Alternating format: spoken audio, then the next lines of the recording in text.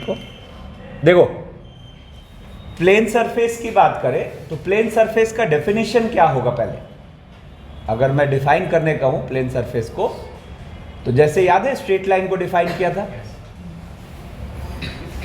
क्या डिफाइन किया था स्ट्रेट लाइन को? कि एक ऐसा कर्व जिस पर हम कोई भी दो आर्बिट्ररी पॉइंट लें और उन आर्बिट्ररी पॉइंट्स को अगर ज्वाइन कर दें, और ये ज्वाइन करने से अगर वो लाइन सेगमेंट कंप्लीटली उसी कर्व पर है, तो फिर हम कहते हैं कि that curve is representing a straight line. ठीक है, सेम चीज लागू हो जाएगा यहां पर। क्या कि वैसा सरफेस, पहले तो देखो XYZ की कोई भी इक्वेशन, जैसे हम 2D ज्योमेट्री में क्या कहते थे, अरे ध्यान दो, 2D ज्योमेट्री में क्या कहते थे कि XY की कोई भी इक्वेशन, XY प्लेन पर एक कर्व है, कहते थे वहां XY की कोई भी इक्वेशन XY प्लेन पर एक कर्व है। सोचो क्यों? X रखेंगे Y मिलेगा, X रखेंगे Y मिलेगा, ऐसे खूब सारे पॉइंट्स मिलेंगे, उनको ज्वाइन करेंगे तो एक पाथ आएगा। ठीक है ना? तो बिल्कुल वैसे ही हम यहां पे क्या कहेंगे कि XYZ की कोई भी इक्वेशन स्पेस में एक सरफेस है। XYZ की कोई भी इक्वेशन स्पेस में एक सरफेस है। ठीक है ना? तो अब किस तरह के सरफेस को हम प्लेन सरफेस की कैटेगरी में रखेंगे, किस तरह के सरफेस को हम प्लेन सरफेस की कैटेगरी में रखेंगे, उसकी बात हो रही है ना? तो वैसा सरफेस जिस पर हम कोई भी दो आर्बिट्ररी पॉइंट पिक करें और उन दोनों को ज्वाइन कर दें, तो अगर वो ज्वाइन कंप्लीटली वापस उस सरफेस पे लाई कर गया तो हम कहेंगे it is representing a plane surface. ठीक है, तो ऑब्वियस सी बात दिख रही है, नहीं समझ आ रहा? जैसे मान लो यहां पर ये ऐसे कर्व सरफेस है, तो आप अगर यहां दो आर्बिट्ररी पॉइंट लेके ज्वाइन करोगे तो ये सेगमेंट कभी कंप्लीटली इस पर लाई, लेकिन यही सोचो ये सीधा हो गया तो क्या हो गया? लाई कर गया। तो यही तो फील हुआ कि कोई भी दो आर्बिट्ररी पॉइंट का ज्वाइन अगर कंप्लीटली उसी कर्व को सेटिस्फाई कर रहा है तो ये तभी हो सकता है, और आर्बिट्ररी है तो it is representing all pair, नहीं तो ये तभी हो सकता है जब वो बिल्कुल प्लेन हो, अदरवाइज हो ही नहीं सकता। ठीक है ना? तब यहां देखो दो बातें लिखी हुई है, कह रहा है prove that AX plus BY plus CZ plus D will represent a plane surface in space where ये जो ABC इनके कोफिशिएंट्स हैं, इनको DR लेके एक वेक्टर लिखा गया that is AI plus BJ plus CK। अब इसके लिए कह रहा है कि where AI plus BJ plus CK is a vector perpendicular to the plane surface, is a vector perpendicular to the plane surface। ठीक है, तो अब जरा देखो इसको हम कैसे दोनों बातें एक साथ प्रूव कर लेंगे। तो बिल्कुल जैसे स्ट्रेट लाइन में किया था वैसे ही करेंगे। क्या करा हमने? दो आर्बिट्ररी पॉइंट्स A और B मान लिए। कहां पर? उस इक्वेशन पर।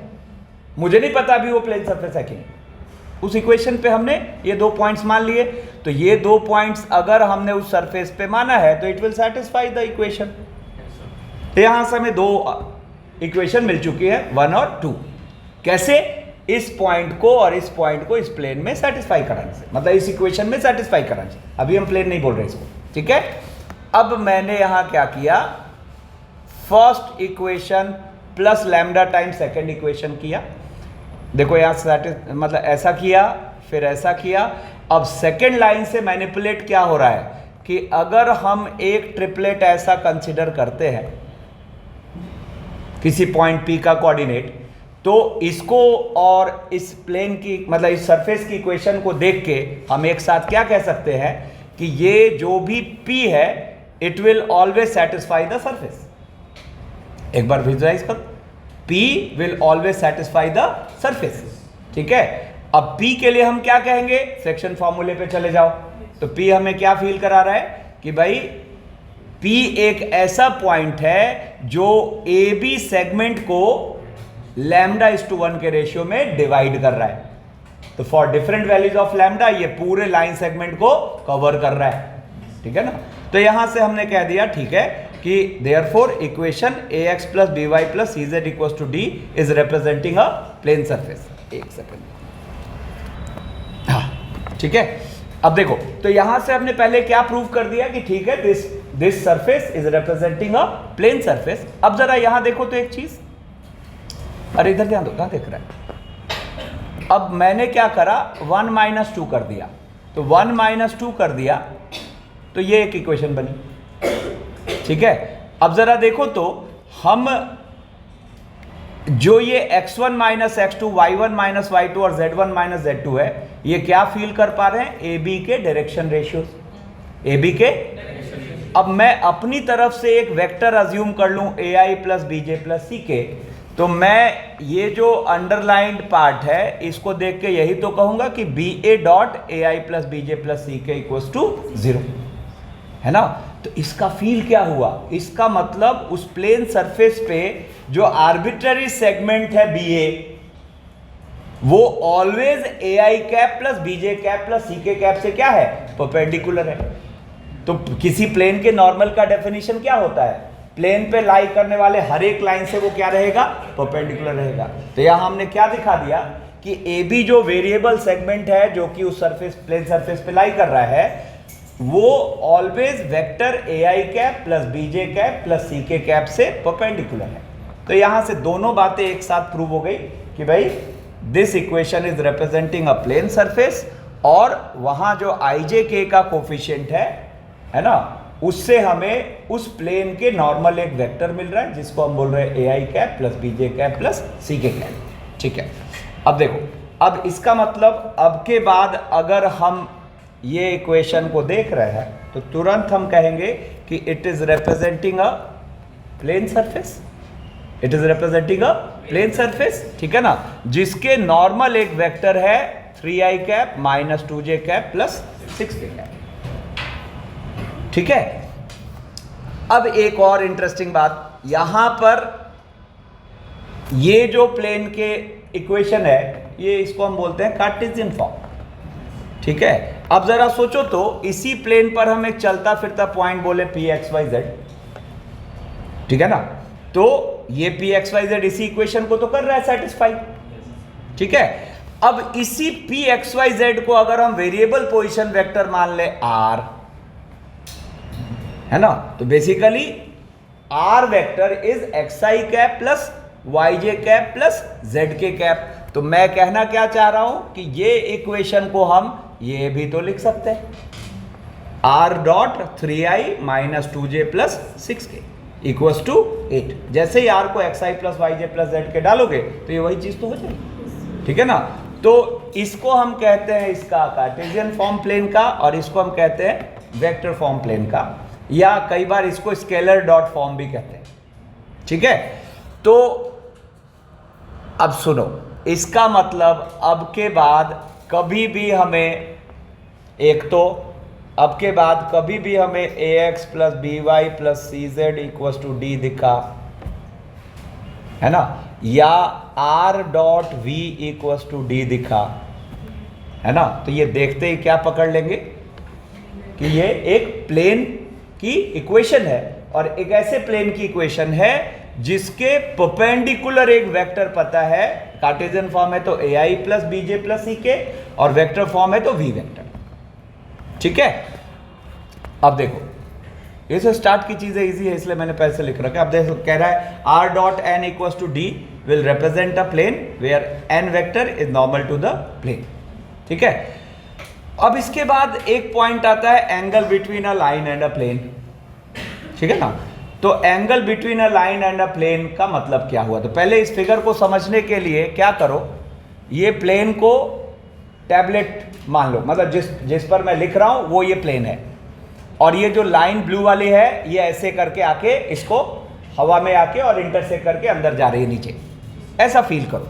ठीक है ना, अब हम बात करना चाह रहे हैं कि ये प्लेन और ये लाइन के बीच एंगल क्या, ये प्लेन और ये लाइन के बीच एंगल क्या।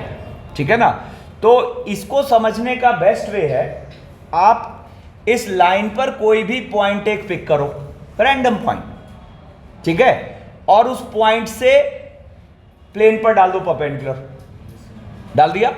अब जो फुट आया उस फुट को ये प्लेन और लाइन की मीटिंग पॉइंट से मिला दो। ठीक है ना, तो जैसे ही ये मिलाओगे तो आपको एक राइट एंगल ट्रायंगल बना, ठीक है, एक राइट एंगल ट्रायंगल बना ये।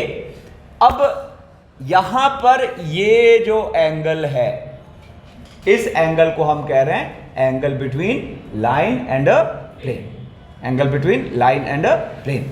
अब देखो, तो जब हम angle between line and a plane को समझ गए, तो यहां पर देखो साइड में इसका एक्सटेंडेड फिगर मैंने लिख रखा है, वही राइट एंगल ट्रायंगल को, जिसमें इसके अलोंग एक वेक्टर पता होगा b due to this equation of line, और प्लेन की इक्वेशन नोन होने की वजह से इसके अलोंग एक वेक्टर पता होगा n वेक्टर, ठीक है ना।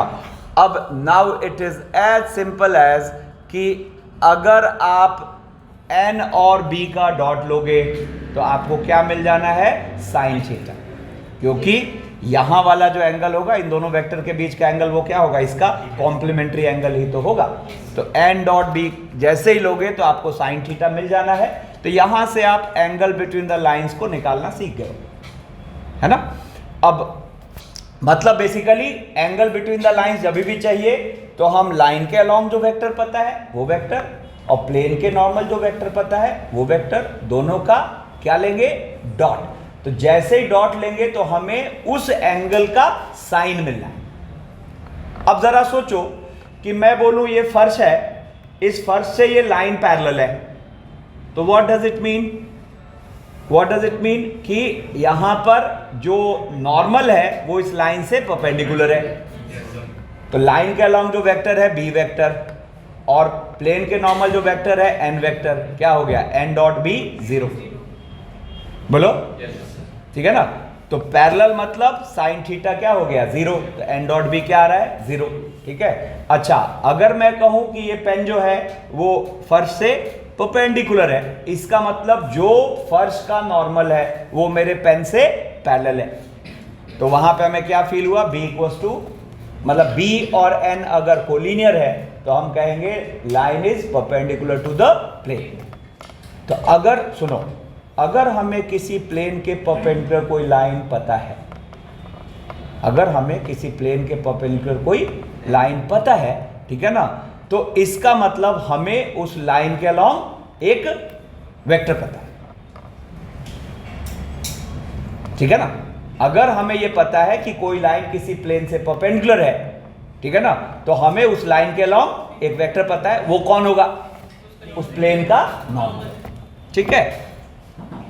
अब देखो, अब एंगल बिटवीन टू प्लेन्स की बात करें, स्टार्ट की सारी बेसिक बात मैंने लिख रखी है। एंगल बिटवीन टू प्लेन्स की बात करें तो दो प्लेन्स के बीच एंगल का डेफिनेशन होता है उनके नॉर्मल्स के बीच एंगल, जो उनके नॉर्मल्स के बीच एंगल है that is called angle between the two planes. देखो लिखा हुआ है r dot n1 equals to d1 और r dot n2 equals to d2, ये दो प्लेन्स हैं।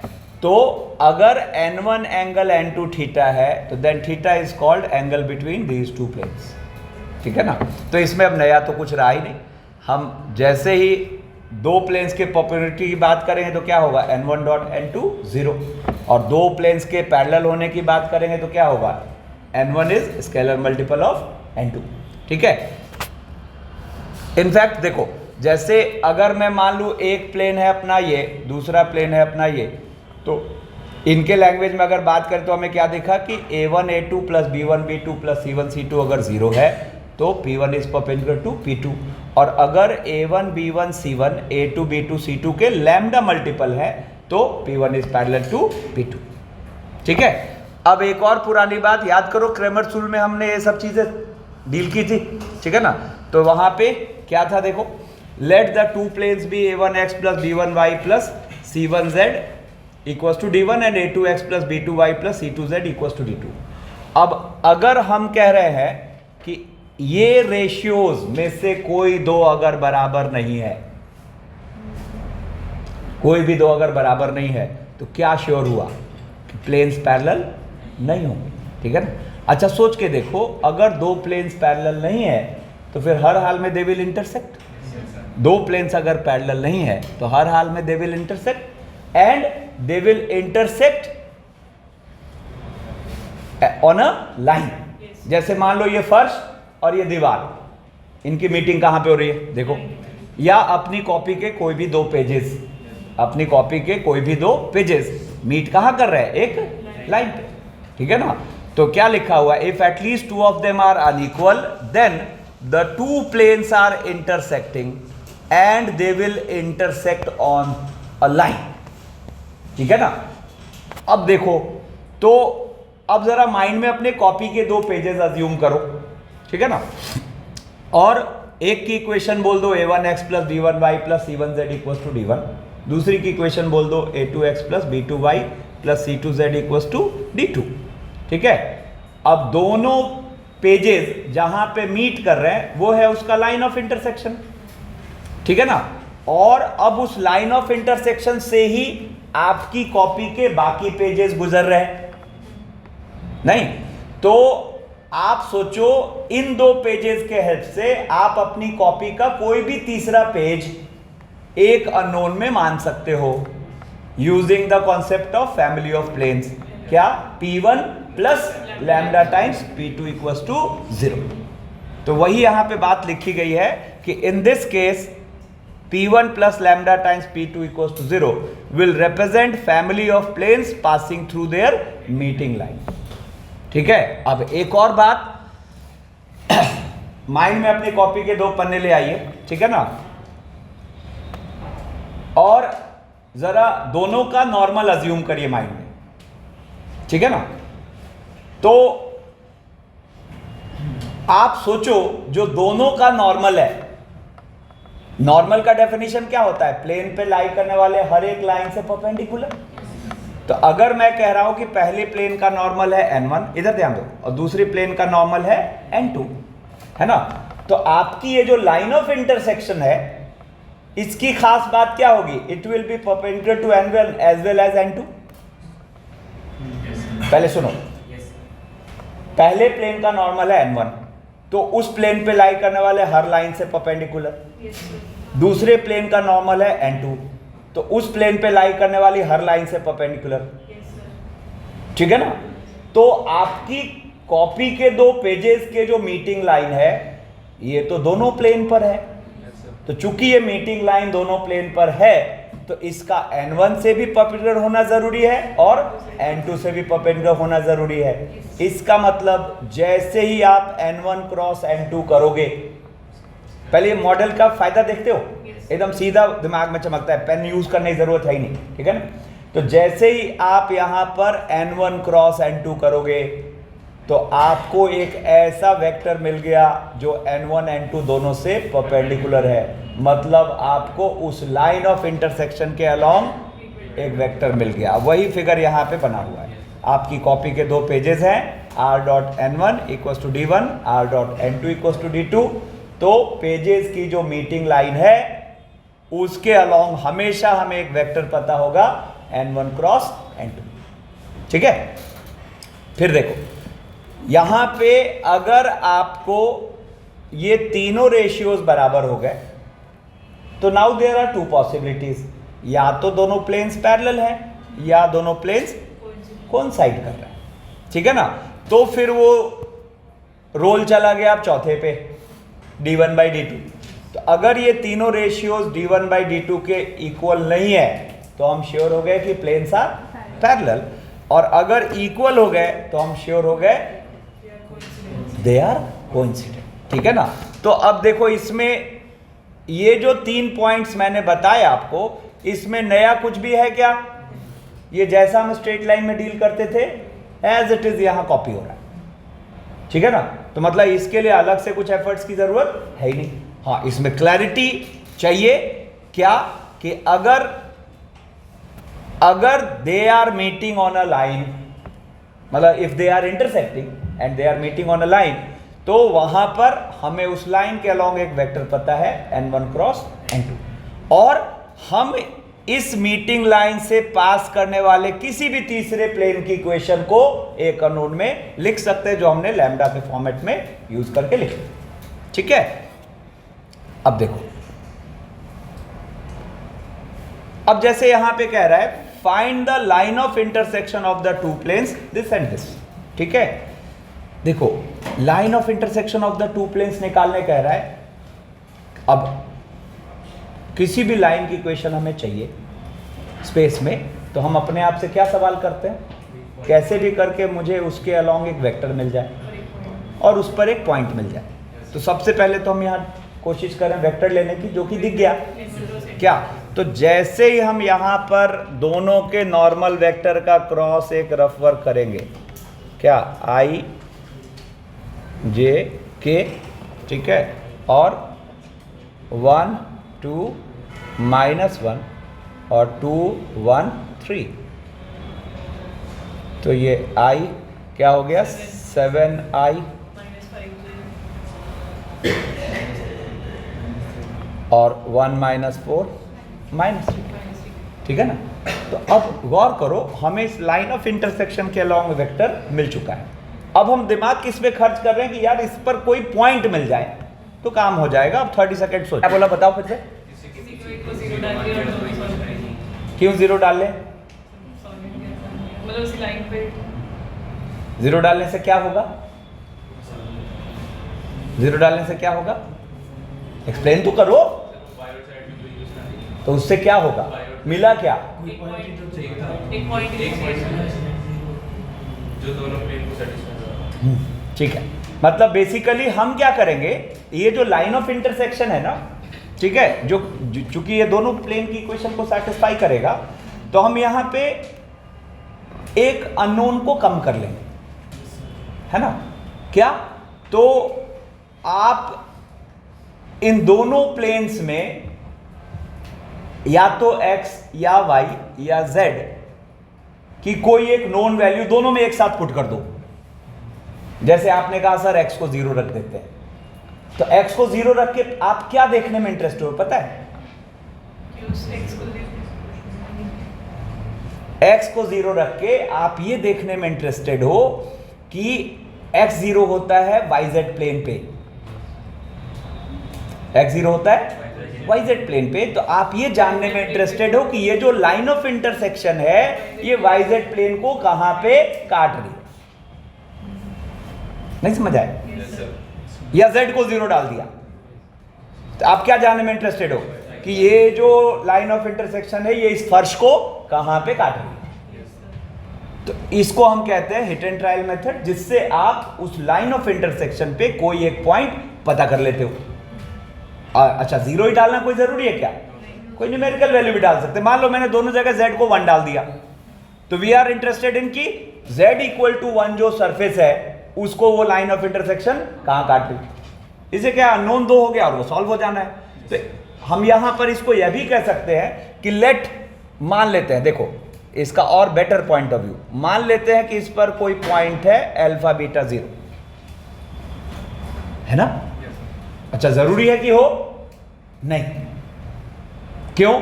अगर वो लाइन ऑफ अल्फा बीटा 0 मतलब हम चाह रहे हैं कि फर्श से मीटिंग मिल जाए, तो अगर वो लाइन ऑफ इंटरसेक्शन इस फर्श से पैरेलल है तो नहीं मिलेगा।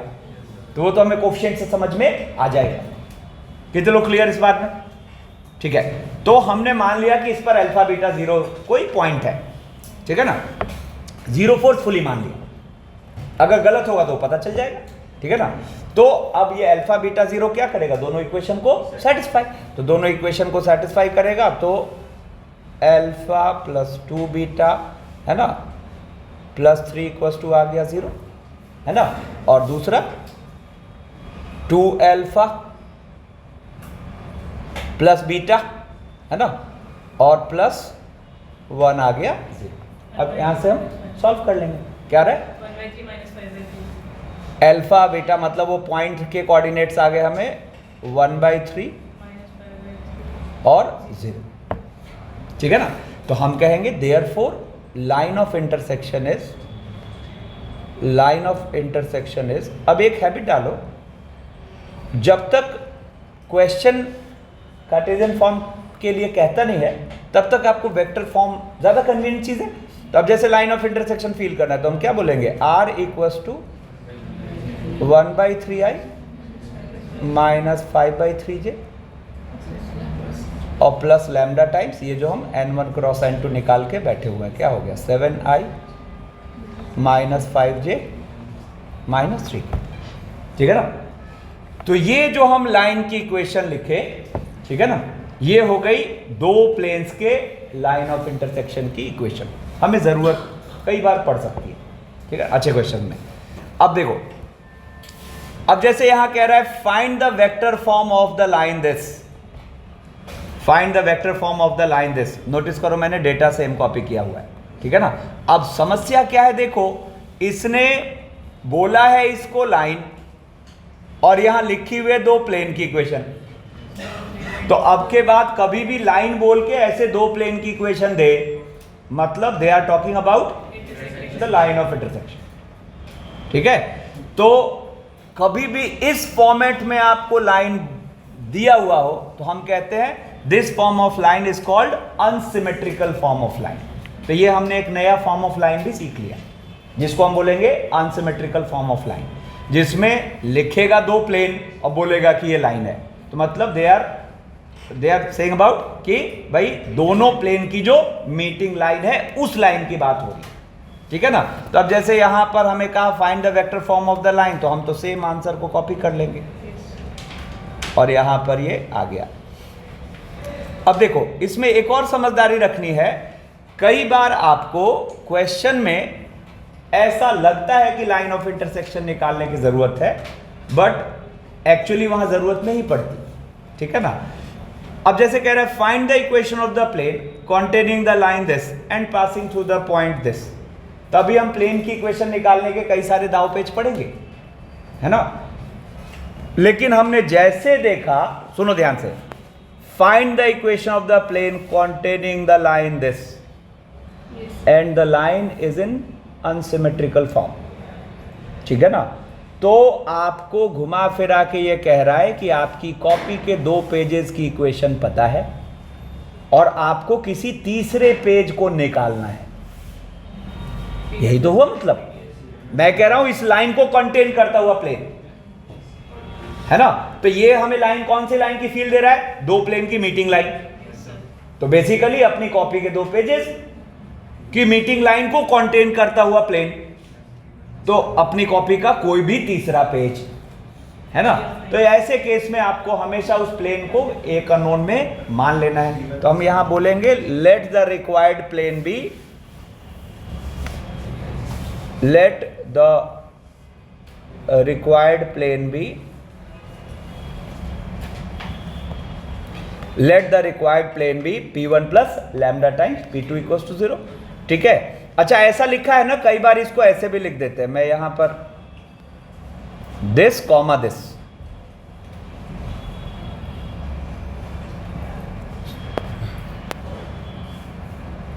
अरे सॉरी ऐसा लिख दो ना, मतलब दिस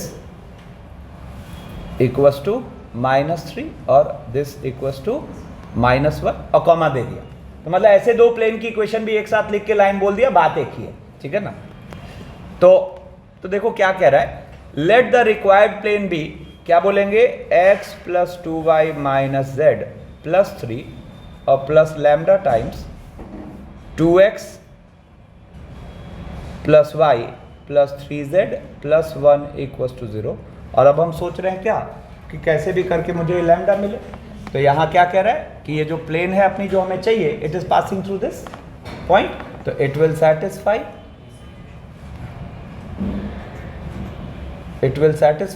a 2 3 1, ठीक है ना। तो यहाँ से आ गया 2 + 6 -1 + 3 + लैम्डा और 4 + 3 + 3, जो भी आएगा यहाँ से ले जाके वहाँ रखते हैं, ठीक है ना। अब देखो इस पे हम आगे और डिटेल में बात करेंगे आगे, ठीक है ना। अब देखो यहाँ पे बात हो रही है meeting point of a line and a plane. ये तो बहुत ही लल्लू काम हो गया। कभी भी एक लाइन एक प्लेन को कहाँ पे मीट कर रही है वो अगर निकालना है, तो जैसे आपके सामने एक लाइन है और एक प्लेन है, तो आप तो क्या करोगे, जो मीटिंग पॉइंट है उस ए को एक अननोन में मान लोगे लैम्डा बोलते हुए, नहीं तो आप इसको क्या बोलोगे, 2 लैम्डा + 1, है ना, और ऐसा, एंड दिस विल सेटिस्फाई, तो it will satisfy, it will satisfy 2x - 3y - z = 4, ठीक है ना। तो अब यहाँ से देखो तो ये हो गया 4 लैम्डा प्लस 2, है ना, और प्लस 3 lambda plus 9 प्लस 9 और माइनस 4 lambda plus 2 जो भी होगा यहाँ से निकालेंगे, काम खत्म, ठीक है ना। अब देखो, तो जैसे ही ये अंडरस्टैंडिंग डेवलप हुई तो तुरंत अब एक बात निकल के आ रही है, foot of perpendicular and image. तब देखो यहाँ पर सिनेरियो क्या है कि एक अपने पास प्लेन है जिसकी इक्वेशन है x minus Y plus z plus 3, sorry x minus Y plus z equal to 3, और एक पॉइंट है P हैविंग कोऑर्डिनेट्स 1 1 0, है ना, और हमें अब P की इमेज चाहिए with respect to this plane, और P के परपेंडिकुलर का फुट चाहिए जब हम परपेंडिकुलर डाल रहे हैं प्लेन पर, ठीक है ना। तो चलो यहाँ पे हम इस फिगर को एक बार को डिस्टर्ब नहीं करते हैं, ये क्वेश्चन की तरह ट्रीट होगा, ठीक है ना, और यह आप सेपरेट लेके चलते हैं। अब देखो, मुझे यहाँ पर ये प्लेन की इक्वेशन है, ये फुट चाहिए और ये इमेज चाहिए, ठीक है ना। तो देखो सबसे अच्छी बात क्या होगी कि जो इस प्लेन का नॉर्मल है वो इस लाइन के अलॉन्ग होगा, जो इस प्लेन का नॉर्मल है वो इस लाइन के अलॉन्ग होगा। तो आपको हमेशा इस केस में लाइन के अलॉन्ग एक वेक्टर पता होगा, नहीं तो आप यहां पर देखो तो इक्वेशन ऑफ पी क्यू बोल पाओगे, क्या बोल पाओगे, r equals to i plus j plus lambda times i minus j plus k, ठीक है ना। तो अब हम क्या करेंगे, Q के कोऑर्डिनेट्स मान लेंगे। अब Q के कोऑर्डिनेट्स क्या मानोगे, 1 प्लस लैम्डा 1 माइनस लैम्डा और लैम्डा, और it will satisfy x minus Y plus Z equals to 3। अब इसको इसमें रख दो तो 1 plus lambda minus 1 plus lambda और plus lambda equals to 3, lambda equals to 1। तो देयरफॉर Q के कोऑर्डिनेट्स आ गए 2 0 1, और तो P डैश का कोऑर्डिनेट मिड पॉइंट फॉर्मूले से निकाल देते हैं, तो 2 टाइम्स दिस माइनस दिस, तो 2 टाइम्स दिस माइनस दिस मतलब 4 माइनस 1 0 माइनस 1। तो अपने को इमेज के कोऑर्डिनेट्स आ गए 3 माइनस 1 2, माइंड में सेट करिए। तो आपके बाद किसी पॉइंट से किसी प्लेन पे डाले गए परपेंडिकुलर का फुट, उसकी इमेज, किसी पॉइंट से किसी लाइन पे डाले गए परपेंडिकुलर का फुट, उसकी इमेज, ये सब हमें निकालना आता है, ठीक है ना। अब देखो, अब यहाँ पे जब बात हो रही है तो इस पॉइंट से इस प्लेन पर अगर परपेंडिकुलर की लेंथ चाहिए होगी, तो जैसे याद करो लाइन पर परपेंडिकुलर की लेंथ चाहिए थी तो फुट की जरूरत नहीं पड़ती थी, वो क्रॉस का यूज कर लेते थे ना, तो वैसे यहां पे भी हमें जरूरत नहीं पड़ेगी, ठीक है। देखो लेंथ ऑफ परपेंडिकुलर के लिए मतलब length of perpendicular drawn from P x1 y1 z1 on the plane this, on the plane this, तो हमें वो लेंथ ऑफ परपेंडिकुलर का फॉर्मूला पता है। मान लो यहां पर मैं पी क्यू की बात कर रहा हूं, तो पी क्यू का फॉर्मूला पता है हमें क्या, A x1 plus B y1 plus C z1 minus D का मॉड और अपॉन रूट के अंदर A square plus B square plus C square, ठीक है। एक बार पहले तो ये सब हटाओ, हाँ जस्ट हमें ये पी क्यू चाहिए, है ना। P के कोऑर्डिनेट है x1 y1 z1 और प्लेन की इक्वेशन है ax plus B Y plus C Z equals to d. तो अगर हमें P से इस प्लेन पे डाले गए परपेंडिकुलर की लेंथ चाहिए तो उसका फॉर्मूला क्या हो गया, ax1 plus B Y one plus C z1 minus D का mod upon root under A square plus B square plus C square. और एक और बात, आपको क्या ये फॉर्मूला स्ट्रेट लाइन के फॉर्मूले से रिजेंबल करता दिख रहा है? yes, बिल्कुल रिजेंबल करता दिख रहा है, ठीक है ना। मतलब इनफैक्ट आपको स्ट्रेट लाइन के सारे फॉर्मूले यहाँ z वाला पार्ट इंक्लूड करते ही काम आ जाएंगे, इसका भी लॉजिक हम समझेंगे ऐसा क्यों होता है। बट अभी तो फिलहाल देखो, लॉन रखने की अच्छी टेक्निक क्या हुई कि जो लेंथ ऑफ परपेंडिकुलर का फॉर्मूला स्ट्रेट लाइन में था वही लेंथ ऑफ परपेंडिकुलर का फॉर्मूला 3D में भी है, ठीक है ना।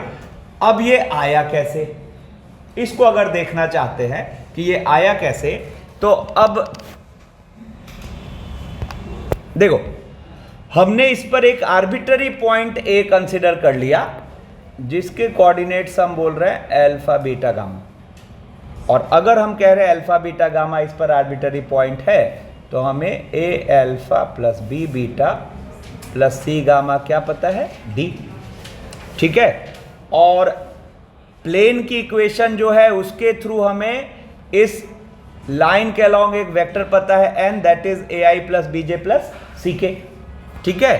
तो जरा सोचो तो ये जो पी क्यू है, ये जो पी क्यू है इसको आप क्या बोलोगे, एपी, एपी वेक्टर, एक वेक्टर हो गया एपी एपी जो भी बोल दो, और एक वेक्टर हो गया एन वेक्टर।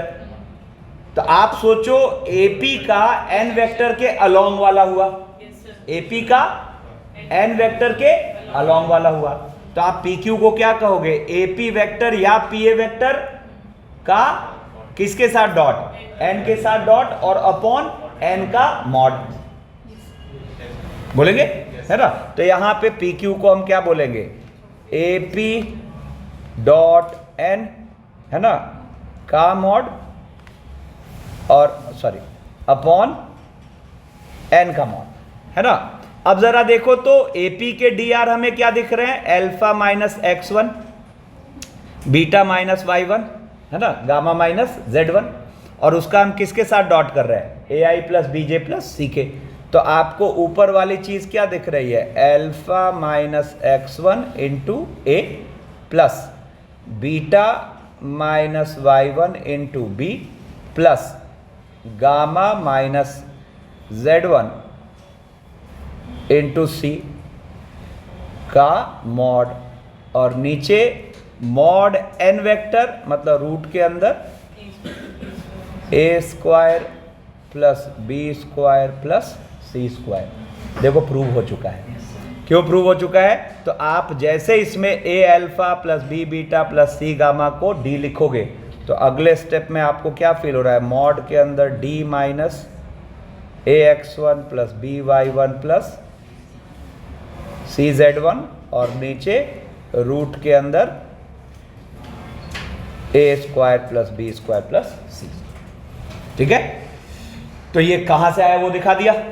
अब इसको लॉन रखते हैं तो क्या करना है, जैसे ही किसी पॉइंट से परपेंडिकुलर डालना है प्लेन पे, लेंथ की बात हो रही है, तो आपको इसके लिए फुट की जरूरत नहीं है, आप सीधा उस पॉइंट को प्लेन के एक्सप्रेशन में सेटिस्फाई कराओ, मॉड लगाओ और नीचे root under A square plus B square plus C square. जैसे अब आपको यहाँ पे कह रहा है find the length of perpendicular drawn from the point A 2 3 -1 on the plane this, आप यहाँ पर वो h क्या बोलोगे, तो 4, देखो पुट कर रहे हैं प्लेन के एक्सप्रेशन में, 4 -3 +2 का मॉड और अपॉन रूट के अंदर 4 + 1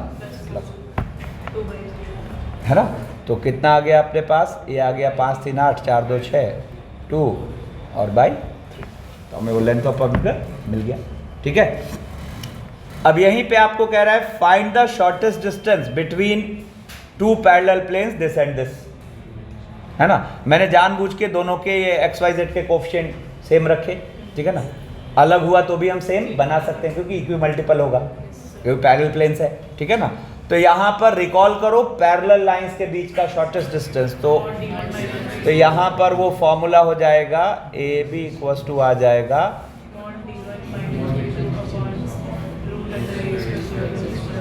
रूट अंडर। अब इसको प्रूव करा जा सकता है इजीली, जैसे मान लो ए या बी में से किसी एक के कोऑर्डिनेट्स कुछ कुछ मान लो, जैसे ए के कोऑर्डिनेट्स हमने मान लिए अल्फा बीटा गामा, जैसे ही ए को अल्फा बीटा गामा माना तो अल्फा बीटा गामा इस प्लेन की इक्वेशन को क्या करेगा, सेटिस्फाई। अरे लास्ट रो ध्यान दो, कहाँ खोया हुआ है, तो इसको सेटिस्फाई करेगा तो क्या होगा, A alpha plus plus C gamma equals to D1। ठीक है, अब देखो तो ए से सेकंड प्लेन पर डालेंगे परपेंडिकुलर की लेंथ ही तो ए बी है। अब ए बी को हम यहाँ से क्या लिख सकते हैं, तो अल्फा बीटा गामा से इस पर डाल दो परपेंडिकुलर, तो A alpha plus B beta plus C gamma का मॉड और अपॉन रूट के अंदर A square plus B square plus C square. अब A alpha plus B beta plus C gamma को क्या रख दिया, D1। तो हम यहाँ से इसको क्या बोलेंगे, mod of D1 minus D2 और रूट के अंदर A square plus B square plus C square. जैसे अब कह रहा है find the shortest distance between the two planes, तो देखो कोफिशिएंट अगर सेम है तब तो ठीक है, नहीं है तो बना लेंगे। तो पहले मैं यहाँ बना लूँगा, तो ये क्या हो गया, 2x इक्वल्स टू हाफ, है ना। तो अब हम शॉर्टेस्ट डिस्टेंस d को क्या बोलेंगे, मॉड के अंदर क्या हो जाएगा 3 माइनस हाफ और ये 4 प्लस 1 प्लस 4, यानी कि कितना हो गया 5/6। ठीक है, अब कुछ बेसिक बातें। अच्छा, अभी तक हम क्या कर रहे थे, देखो सीक्वेंस क्या था, पकड़ो। पहले प्लेन को समझा, प्लेन होता क्या है, उसके इक्वेशन की फॉर्मेट क्या, कार्टेशियन फॉर्म में क्या, वेक्टर फॉर्म में क्या। फिर हम आ गए कि भाई प्लेन और लाइन एक दूसरे के रेस्पेक्ट में किस किस नेचर के है कि नहीं, और फिर हम आ गए कि दो प्लेन एक दूसरे के रेस्पेक्ट में किस किस नेचर के। तो दो प्लेन के लिए हमें क्या देखा कि भाई या तो वो पैरेलल है या कोइंसाइड कर रहे हैं या इंटरसेक्ट कर रहे हैं, and if they are intersecting they will intersect on a line. उसके अंदर घुस के कुछ बातें हमने कर ली। जब हम प्लेन और लाइन पे आए तो हमें क्या देखा कि या तो प्लेन लाइन से पैरेलल है ना, या इंटरसेक्टिंग है, और इंटरसेक्टिंग में ही एक पर्टिकुलर केस है जब परपेंडिकुलर है ना। फिर हमने देखा प्लेन और लाइन की मीटिंग क्या है ना। फिर हम देखा किसी पॉइंट से प्लेन पे डाले गए परपेंडिकुलर का फुट क्या, उस पॉइंट की प्लेन के रेस्पेक्ट में इमेज क्या है। आ रही बात समझ में। तो ये सब दो प्लेन्स, एक प्लेन एक लाइन। अच्छा, एंगल बिटवीन टू प्लेन्स क्या होता है, angle between a plane and a line क्या होता है। तो ये बेसिक समरी हुई, ठीक है ना। अब देखो अभी तक जो अंडरस्टैंडिंग बनी उस पर कुछ और ऑब्जर्वेशंस। तो मैं बोलूं equation of x y plane है ना, तो सुनो, तो कोई भी इक्वेशन हमें चाहिए होता है ना, तो हम क्या करते हैं, उस पर एक पॉइंट चला देते हैं, है ना। और जैसे मान लो उस पर पॉइंट चला दिया अल्फा बीटा गामा, और हम अल्फा बीटा गामा के टर्म में एक इक्वेशन सेट करने की कोशिश करते हैं, है ना। और एक बार सेट हो गया तो अल्फा की जगह एक्स, बीटा की जगह वाई, गामा की जगह जेड। तो मैं बोल रहा equation of x y plane, तो आपने जैसे ही उस पर अल्फा बीटा गामा चलाया तो वहाँ पे तुरंत आपको दिखा कि गामा तो ऑलवेज जीरो है। तो गामा जीरो आते ही आपको लोकस मिल चुका है, तो आपने गामा की जगह फिर क्या रख दिया, जेड। तो आपको एक्स वाई प्लेन के इक्वेशन की फॉर्मेट दिख रही है z इक्वल्स टू 0। तो अगर मैं बोलूं equation of plane parallel to x y plane, तो आप बोलोगे z equals to something lambda, ठीक है ना। इनफैक्ट आप इजीली फील कर सकते हो, जैसे अगर ये फर्श हम एक्स वाई प्लेन बोल रहे हैं, तो फर्श की इक्वेशन हो गई z इक्वल्स टू 0। अब मान लो ये एज जो है ये 10 लेंथ का है, तो इसको मैं बोलूंगा z equal to 10। First octet में हम बैठे और यहीं से 8 लेंथ नीचे अगर जा रहे हैं तो z इक्वल्स टू -8, ठीक है। ये सब क्वाइट ऑब्वियस चीज। Similarly equation of Y Z plane आप क्या बोल दोगे, और equation of plane parallel to Y Z plane something x equals to lambda pattern का, ठीक है। फिर equation of X Z plane, तो equation of X Z plane हो गया y इक्वल्स टू 0, ठीक है। और equation of plane parallel to X Z plane, तो plane parallel to X Z plane क्या हुआ, y इक्वल्स समथिंग लैम्डा। अब सुनो ये interesting, equation of plane parallel to x axis. अब चलो तुरंत कमरे वाले मॉडल पे आ जाते हैं, ठीक है ना। और यहाँ पे मान लो ये प्लेन है, देखो इधर ये प्लेन है, ठीक है ना। तो ये प्लेन अगर एक्स एक्सिस से पैरेलल है, तो मेरे प्लेन का जो नॉर्मल होगा A I cap plus B J cap plus C K cap, वो आई कैप के साथ डॉट क्या देगा, 0। अब A I cap plus B J cap plus C K cap का आई के साथ डॉट ए ही तो होगा। मतलब आप सोच के देखो, इस प्लेन में x का कोफिशिएंट नहीं रहेगा, इस प्लेन में x का कोफिशिएंट नहीं रहेगा, है ना। तो आपको equation of plane parallel to x axis दिखेगा B Y plus C Z equals to D. वैसे ही equation of plane parallel to y axis क्या दिखेगा, तो इसमें j वाला पार्ट गायब हो जाएगा, तो क्या हो जाएगा ax प्लस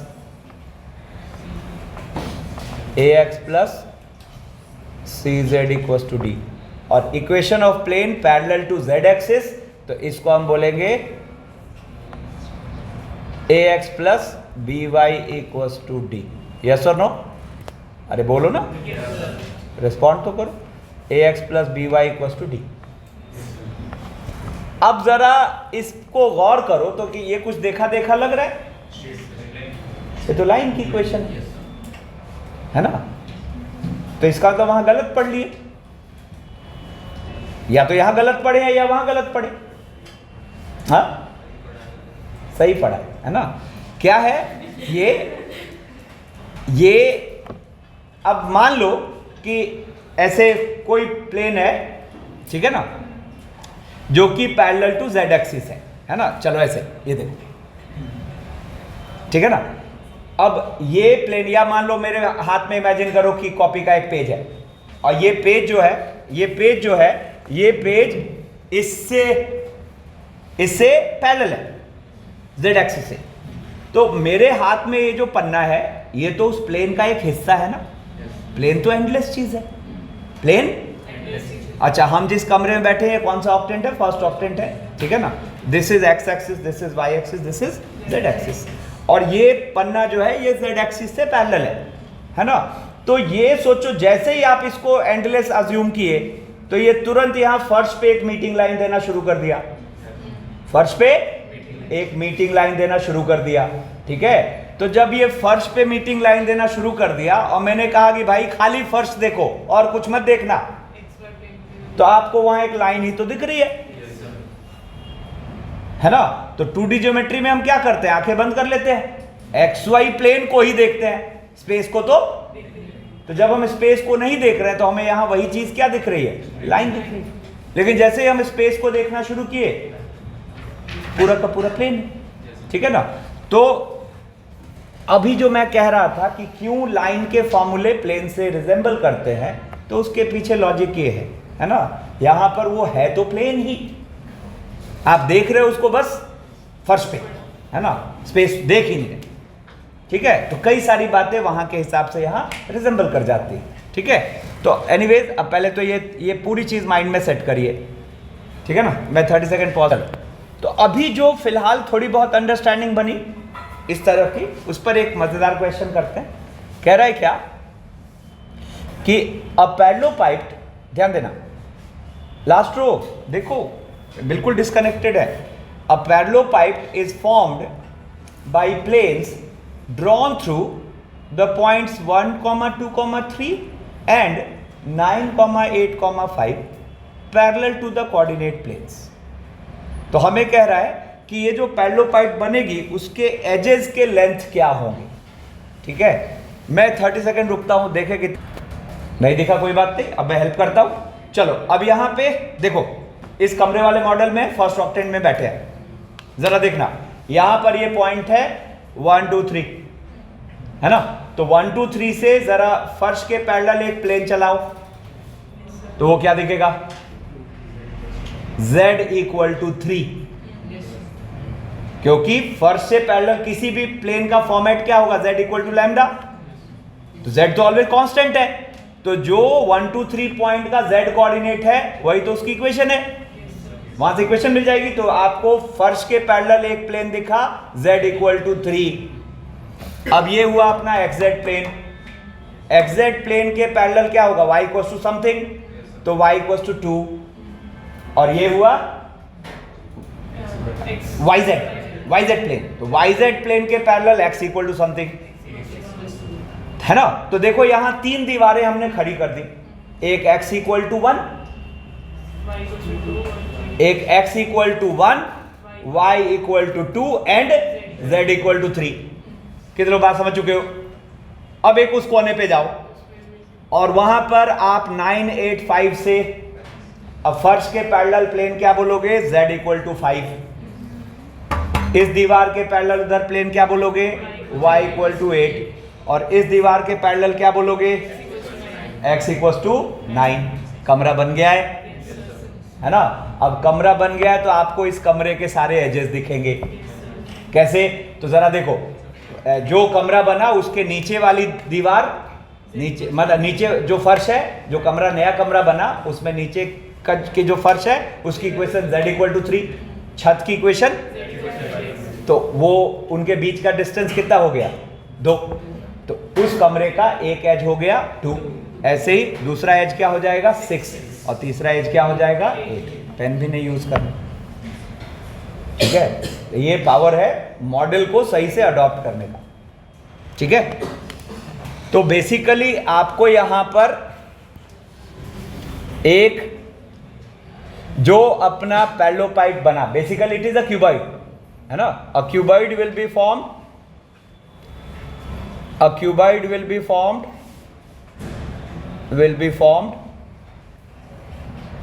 be formed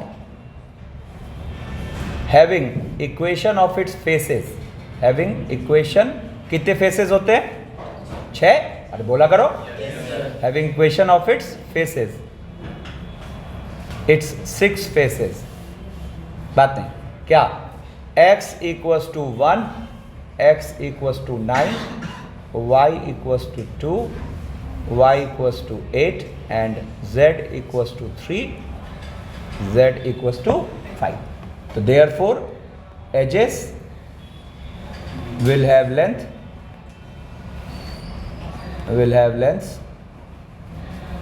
क्या? तो 9 minus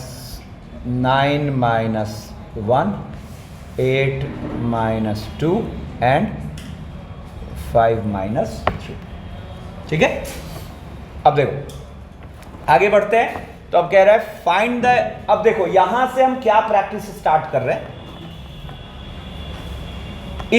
इस लाइन से फेमिलियर होंगे। जैसे ही सुनते हैं find the equation of a plane, जैसे अभी तक क्या कर रहे थे? Find the equation of the line. तो दिमाग में क्या चलने लगता था? कैसे भी करके मुझे उस पर एक पॉइंट मिल जाए और उसके पैरेलल एक वेक्टर मिल जाए, है ना। तो अब ये find the equation of the plane सुन के दिमाग में क्या क्या चलेगा, कैसे निकालते हैं? रुको ना, ठीक है, कुछ बोलना नहीं, पुरानी चीज मत सोचना, एकदम जीरो से समझना। अब यहां से खूब सारे क्वेश्चंस के थ्रू हम ये अडॉप्ट करने की कोशिश करेंगे कि इक्वेशन ऑफ प्लेन निकालने में क्या क्या चलना चाहिए दिमाग, ठीक है ना। तो जैसे देखो ये सबसे लल्लू वाला सिचुएशन है जिसमें आपको कहा find the equation of plane passing through 2, 3, 4 and having direction ratios of normal 1 to 5। तो अगर किसी प्लेन के डायरेक्शन रेशियोज नॉर्मल के दे दिए तो वो तो ऐसे प्लेन को एक अननोन में माना जा सकता है। क्या होगा? तो हम बोलेंगे लेट द प्लेन बी क्या? x 2y plus 5z equals to something lambda, ठीक है ना। अब कोई मुझे लैम्डा बता दे तो इट इज सैटिस्फाइंग 2, 3, 4, तो it will satisfy 2, 3, 4, it will satisfy 2, 3, 4। तो क्या हो गया? 2 + 6 + 20 इक्वल्स टू लैम्डा, ठीक है ना। तो प्लेन की इक्वेशन आ गई x + 2y + 5z equals to 28, है ना। अच्छा देखो कार्टेशियन फॉर्म में x + 2y + 5z equals to 24। अगर हमें यहाँ जरूरत पड़ी वेक्टर फॉर्म में तो it is r.i plus 28 r.i + 2j equals to 20, है ना। कार्टेशियन फॉर्म में जरूरत पड़ी तो ऐसा, वेक्टर फॉर्म में जरूरत पड़ी तो ऐसा। लेकिन अब मैं आपको एक तरीका बताता हूँ जो मुझे ज़्यादा कन्वीनियंट लगता है और ज़्यादा जनरलाइज्ड कवरेज देता है, ठीक है ना। आपको जैसे ही ये सिनेरियो सुनते हो, find the equation of plane, तो सबसे पहला काम क्या करना है, आपको इस पर एक पॉइंट चला लेना है, एक्स वाई जेड, ठीक है। और यहाँ और क्या इन्फॉर्मेशन है कि इस पे प्लेन का जो नॉर्मल है उसके डी आर है 1 to 5, मतलब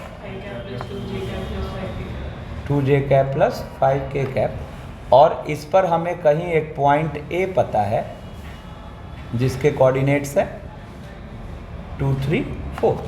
तो आपको क्या करना है, जो भी इंफॉर्मेशन है उसको वहाँ पे एक बार मेंशन कर लो और इस प्लेन पर एक पॉइंट चला लो चलता फिरता, that is x y z, और आप लोकस के मेथड से प्लेन की इक्वेशन निकालने की कोशिश करो। तो आपको यहाँ क्या फील हो रहा है, अरे ध्यान दो, जब भी पी इस सरफेस पर मूव करेगा तो ये जो पी ए वेक्टर होगा या ए पी वेक्टर होगा उसका आई प्लस 2j प्लस 5k से डॉट क्या होगा, 0 होगा।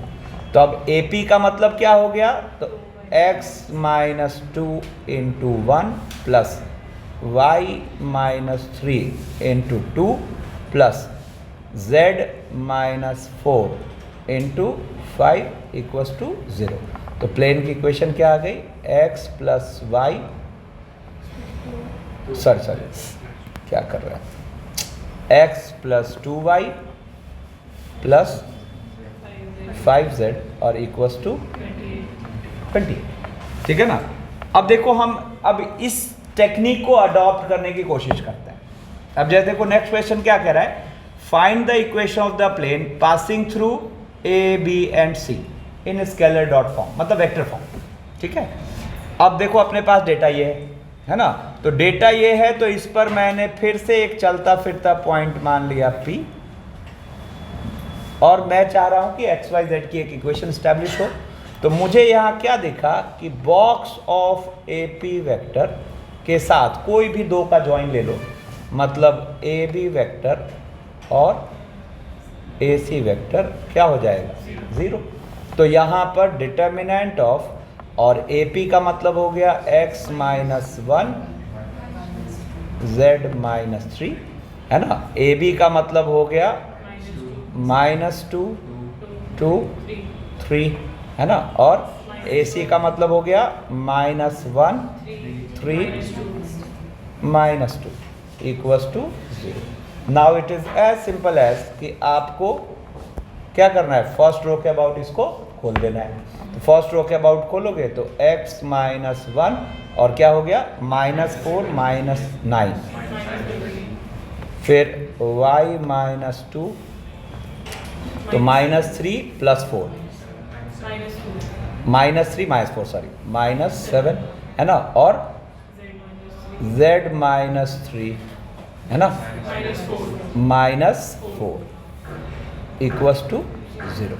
तो माइनस को ख़त्म कर दो अगर, तो ये हो गया 13x plus 7y plus 4z, ठीक है ना, प्लस 4z, और इक्वल्स टू कितना हो गया 39। देख लेते हैं एक बार, ये क्या हो गया अपने पास, माइनस 13 माइनस 14, हाँ ठीक है 39। और चूंकि हमें इसका स्केलर डॉट फॉर्म लिखने का है, तो हम आंसर जो देंगे it will be r dot 13i plus 7j equals to 13, ठीक है ना। अब थोड़ा थोड़ा चेंज कर करके देखते जा रहे हैं। अब जैसे नेक्स्ट क्वेश्चन क्या कह रहा है, find the equation of the plane containing the lines. अब देखो जब ये दो लाइंस है, तो अच्छा लाइंस कभी भी एक से ज़्यादा है तो सबसे पहले यहाँ नज़र डाला करो, इससे हमें क्या पता चलता है पैरेलल है कि नहीं है, ठीक है ना। तो आपको यहाँ पर बेसिकली 2 कोप्लेनर लाइंस दे दिया है और उससे पास करना है प्लेन की इक्वेशन निकालने कह रहा है ना। तो देखो मैंने यहाँ साइड में वो इन्फॉर्मेशन लिख भी रखा है, ठीक है ना। तो यहाँ पर मैं फिर से जैसे यहाँ पर एक point P x y z चलाऊँगा, तो बेसिकली हमें 3 वेक्टर्स ही तो ढूंढने हैं जिनका बॉक्स हम 0 कर पाए। तो मैं यहाँ टेक्निक क्या लगाऊंगा, P को A या B में से किसी एक से कनेक्ट कर देते हैं। लास्ट रो P को A या B में से किसी एक से कनेक्ट कर देते हैं और बाकी ये रेड वेक्टर्स को ले लेते हैं। 3 का बॉक्स ही तो जीरो करना है। देखो यहाँ पे मस्त हम वो डिटर्मिनेंट क्या लिख सकते हैं, तो P को A से कनेक्ट किया तो x माइनस 1 y प्लस 1 है ना, और अब एक रेड वेक्टर ले लेते हैं 1 माइनस 1 1, ठीक है ना, और 2 खत्म। जैसे ही फर्स्ट रो के अबाउट खोलोगे काम हो गया। फिर देखो इस बार कह रहा है find the equation of the plane containing the lines this and this. अच्छा देखो इस बार ये 2 पैरेलल लाइंस की बात कर रहा है, तो भी खूब इंफॉर्मेशन है अपने पास। यहाँ फिर से मैंने इस पर एक पॉइंट चला लिया P x y z। अब देखो यहाँ पर एक बार P को A से कनेक्ट करते हैं डिटर्मिनेंट लिखने के लिए, तो x माइनस 1, ठीक है, और अब एक वेक्टर तो रेड वेक्टर ले लेते हैं दैट इज 3 4, और एक वेक्टर ए बी वेक्टर ले लेते हैं तो 2 माइनस 1 1 1 माइनस 1 0, देख रहे खत्म हो, ठीक है ना। अब जैसे कह रहा है find the equation of the plane containing the straight line this and perpendicular to the plane. अब आप सोचो, ध्यान दो इधर, ये फर्श इस दीवार से परपेंडिकुलर है, तो जो इस दीवार के नॉर्मल है वो इस फर्श पर है। अरे पैरेलल मतलब उस पर रख दो, नहीं तो जैसे ही इसने कहा कि find the equation of the plane contain the line this, तो देखो ये वो लाइन है, और जरा इस प्लेन का नॉर्मल ऑब्जर्व करो तो क्या होगा, i माइनस जे प्लस के, तो वो i माइनस जे प्लस के भी कहाँ होगा, इसी प्लेन पर होगा, या कह लो प्लेन से पैरेलल होगा, दोनों में से जो चाहो कह लो, ठीक है ना। तो फिर देखो अपने पास इंफॉर्मेशन आ चुका है और हम क्या करेंगे, इस पर पॉइंट चला लेंगे, है ना। और अब देखो डिटर्मिनेंट लिखते हैं, तो डिटर्मिनेंट लिखते हैं तो x minus 1 y plus 2 z minus 0 और 2 5 है ना, 2 माइनस 3 5 और 1 माइनस 1 1, खत्म, ठीक है। डाउट है तुम्हें कहीं? चलो फिर देखो कह रहा है अलाइन ऐसा, कई बार ऐसे भी लिख देते हैं, तो इसमें परेशान नहीं होना। ये कहना चाह रहा है ये वेरिएबल वेक्टर हो गया r, ये हो गया जिससे लाइन पास कर रहे हैं, और ये हो गया जिससे पैरेलल है ना, कई बार ऐसा नोटेशन दे देता है। कह रहा है a line this intersects the plane this at P and YZ plane at Q, है ना, तो फाइंड PQ, ठीक है। तो यहां से देखा जाए तो आप P के कोऑर्डिनेट्स क्या मान सकते हो, लैम्डा यूज कर लो, तो क्या बोलोगे, 2 plus lambda minus 2 minus 3 lambda और 5 प्लस 2 लैम्डा। अब P will satisfy the plane, P will satisfy क्या, 2x minus 3y plus 4z equals to 163, ठीक है ना। तो अब इसको सेटिस्फाई करा दो, तो ये आ गया 4 प्लस 2 लैम्डा, ठीक है ना, और plus 6 9 lambda plus 20 plus equals to 163, तो 9 2 11 8 17 है ना, सॉरी 19 लैम्डा, ठीक है, हाँ 133 7, तो देयरफॉर लैम्डा 7। तो हमें यहाँ पर P के कोऑर्डिनेट्स मिल गए, ठीक है। अब P के कोऑर्डिनेट्स मिल गए, फिर अब जरा देखो तो क्या कह रहा है, सुना, P के कोऑर्डिनेट्स यहाँ से मिल जाएंगे।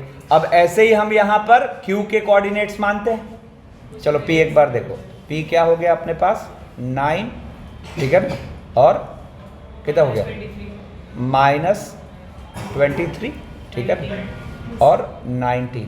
सिमिलरली Q के कोऑर्डिनेट्स क्या मानोगे, तो हर बार लैम्डा थोड़े मानेंगे, कुछ और नया मानते हैं। तो यहाँ पे 2 प्लस म्यू है ना, माइनस 2 माइनस 3 म्यू और 5 प्लस 2 म्यू है ना। अब वाई जेड प्लेन पर है क्यू, तो वाई जेड प्लेन पर एक्स की वैल्यू 0 है ना। तो वाई जेड प्लेन पर मतलब it will satisfy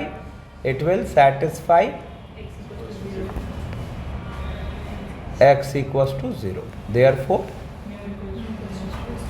me equals to -2। तो यहाँ से q आ गया अपने पास 0 4 1, ठीक है। और हम फिर PQ निकाल लेंगे है ना। PQ पूछा है तो PQ हो गया अपने पास क्या, रूट के अंदर 81 प्लस 27 का स्क्वायर, हाँ कोई नहीं है ना।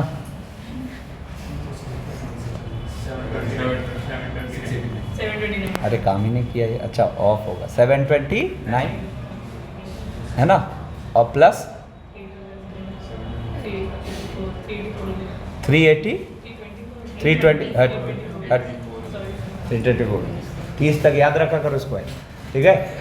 तुम्हारे पास टैबलेट थोड़े ना कि इक्वल टू लिख लोगे, ठीक है, एग्जाम के लिए नहीं है, घर पे तो है, ठीक है। अब यहां से देखो हमसे एक चूक हो गई, कर लिया क्वेश्चन बट एक चूक हो गई। अगर थोड़ा दिमाग लगाते तो थोड़ा कैलकुलेशन बच जाता, ठीक है ना। तो जैसे हम सबसे पहले क्यू पॉइंट निकाल लेते हैं, अल्टरनेट मेथड की बात करते हैं, ठीक है ना। तो हम क्यू पॉइंट निकाल लेते हैं, ठीक है। सुनना ध्यान से, क्यू पॉइंट तो निकला हुआ है अपने पास 0 4 1, और हम उसी लाइन की इक्वेशन को मतलब इक्वेशन ऑफ पी क्यू लिख लेते, इक्वेशन ऑफ पी क्यू लिख लेते आर इक्वस टू, मतलब इस पॉइंट का यूज करते हुए 4j cap plus k cap, lambda तो वहां यूज किया हो, लैम्डा के पीछे क्यों पड़े वार दो के, लैम्डा 1 टाइम्स और वहां से हो जाएगा i minus 3j plus 2k, ठीक है। और अब मैंने क्या करा, अब p के कोऑर्डिनेट्स को इसके थ्रू मानता हूं। कितने बात समझ चुके हो, तो हम वहां लैम्डा की ज्योमेट्रिकल मीनिंग का फायदा उठा पाए, ठीक है ना। क्या हुआ, तो यहां पर हम p को मान लिए क्या, लैम्डा 1, ठीक है ना, और हट हट 4 माइनस 3 लैम्डा 1, ठीक है ना, और 1 प्लस 2 लैम्डा 1। तो वेयर आपको मॉड लैम्डा 1 का यहाँ फीलिंग क्लियर है ना। क्या होगा, वेयर पी क्यू, क्योंकि यहाँ हमने क्यू पॉइंट का ही इस्तेमाल किया है, तो P Q will be actually क्या, मॉड लैम्डा 1 और इनटू नॉर्मल वेक्टर, सॉरी इसके अलावा जो वेक्टर है उसका मॉड।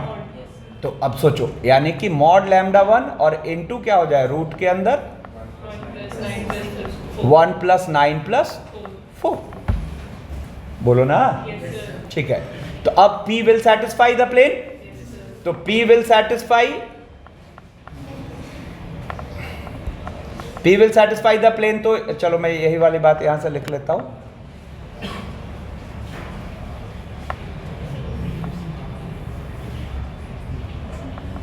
इसको थोड़ा नीचे कर लेते हैं।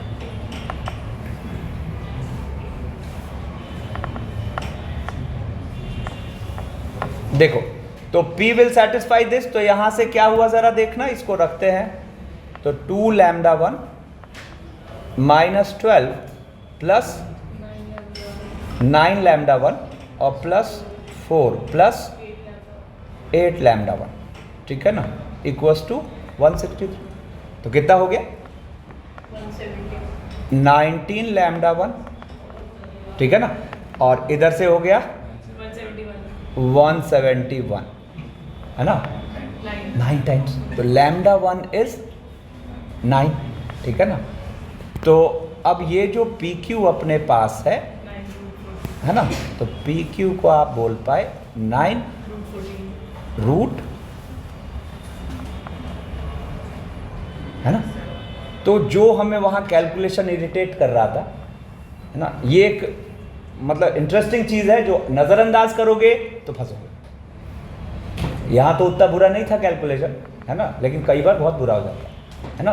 तो ये जो हम लाइन पे पॉइंट को मानते हैं, है ना, लैम्डा के टर्म में, तो जिस फिक्स्ड पॉइंट का इस्तेमाल हम करते हैं उस फिक्स पॉइंट से उस पॉइंट के डिस्टेंस को यूजिंग मॉड लैम्डा निकाला जा सकता है, ठीक है ना। तो ये बहुत बढ़िया एग्जाम्पल है, मतलब इस बात को समझने के लिए, ठीक है ना। अब देखो हुआ ना, अब सोचो और थोड़ा बड़ा डेटा होता और बुरा हाल हो जाता। इतने में ही अभी आप 729 निकाला, फिर 324, फिर जोड़ रहे हैं इसको, फिर उसको फैक्टराइज करके रूट को और सिंपल करेंगे, ठीक है ना।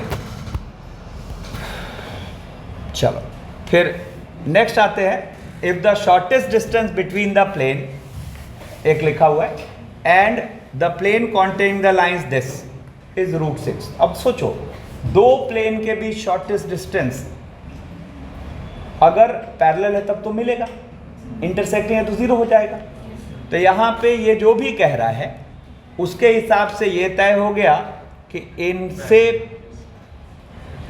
कंटेन करने वाले जो प्लेन होगा, है ना, वो उस प्लेन के पैरेलल होगा, है ना। तो सबसे पहले हम इसकी कहानी निपटाते हैं। कह रहा है the shortest distance between the plane and जो प्लेन इन दोनों लाइन को कंटेन करे, तो वो मैंने यहाँ साइड में बना रखा है। अब साइड में बना रखा है तो मैं यहाँ पर क्या करूँगा, इस पर एक पॉइंट चलाता हूँ, ठीक है। और फिर वही पुरानी कहानी, यहाँ पर डिटर्मिनेंट तैयार करते हैं। तो x - 1 y - 2 z - 3, ठीक है ना। और उसके साथ ले लेते हैं एक तो 2 3 4 और 3 4 5 इक्वल्स टू 0, ठीक है। तो अब यहाँ से ये आ जाएगा x - 1 -1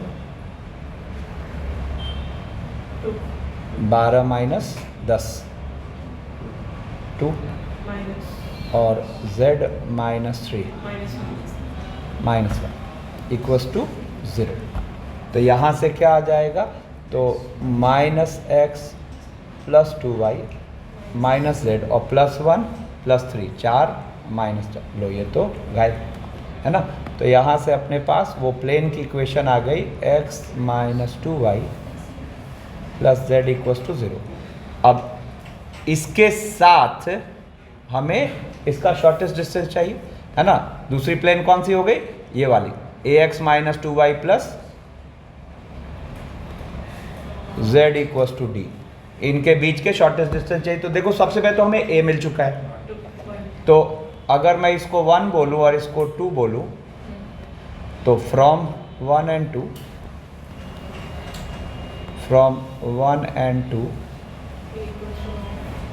a = अपना क्या है, 1 है, ठीक है ना। और दूसरा इनके बीच का शॉर्टेस्ट डिस्टेंस क्या दे रखा है, √6। तो ऑल्सो √6 =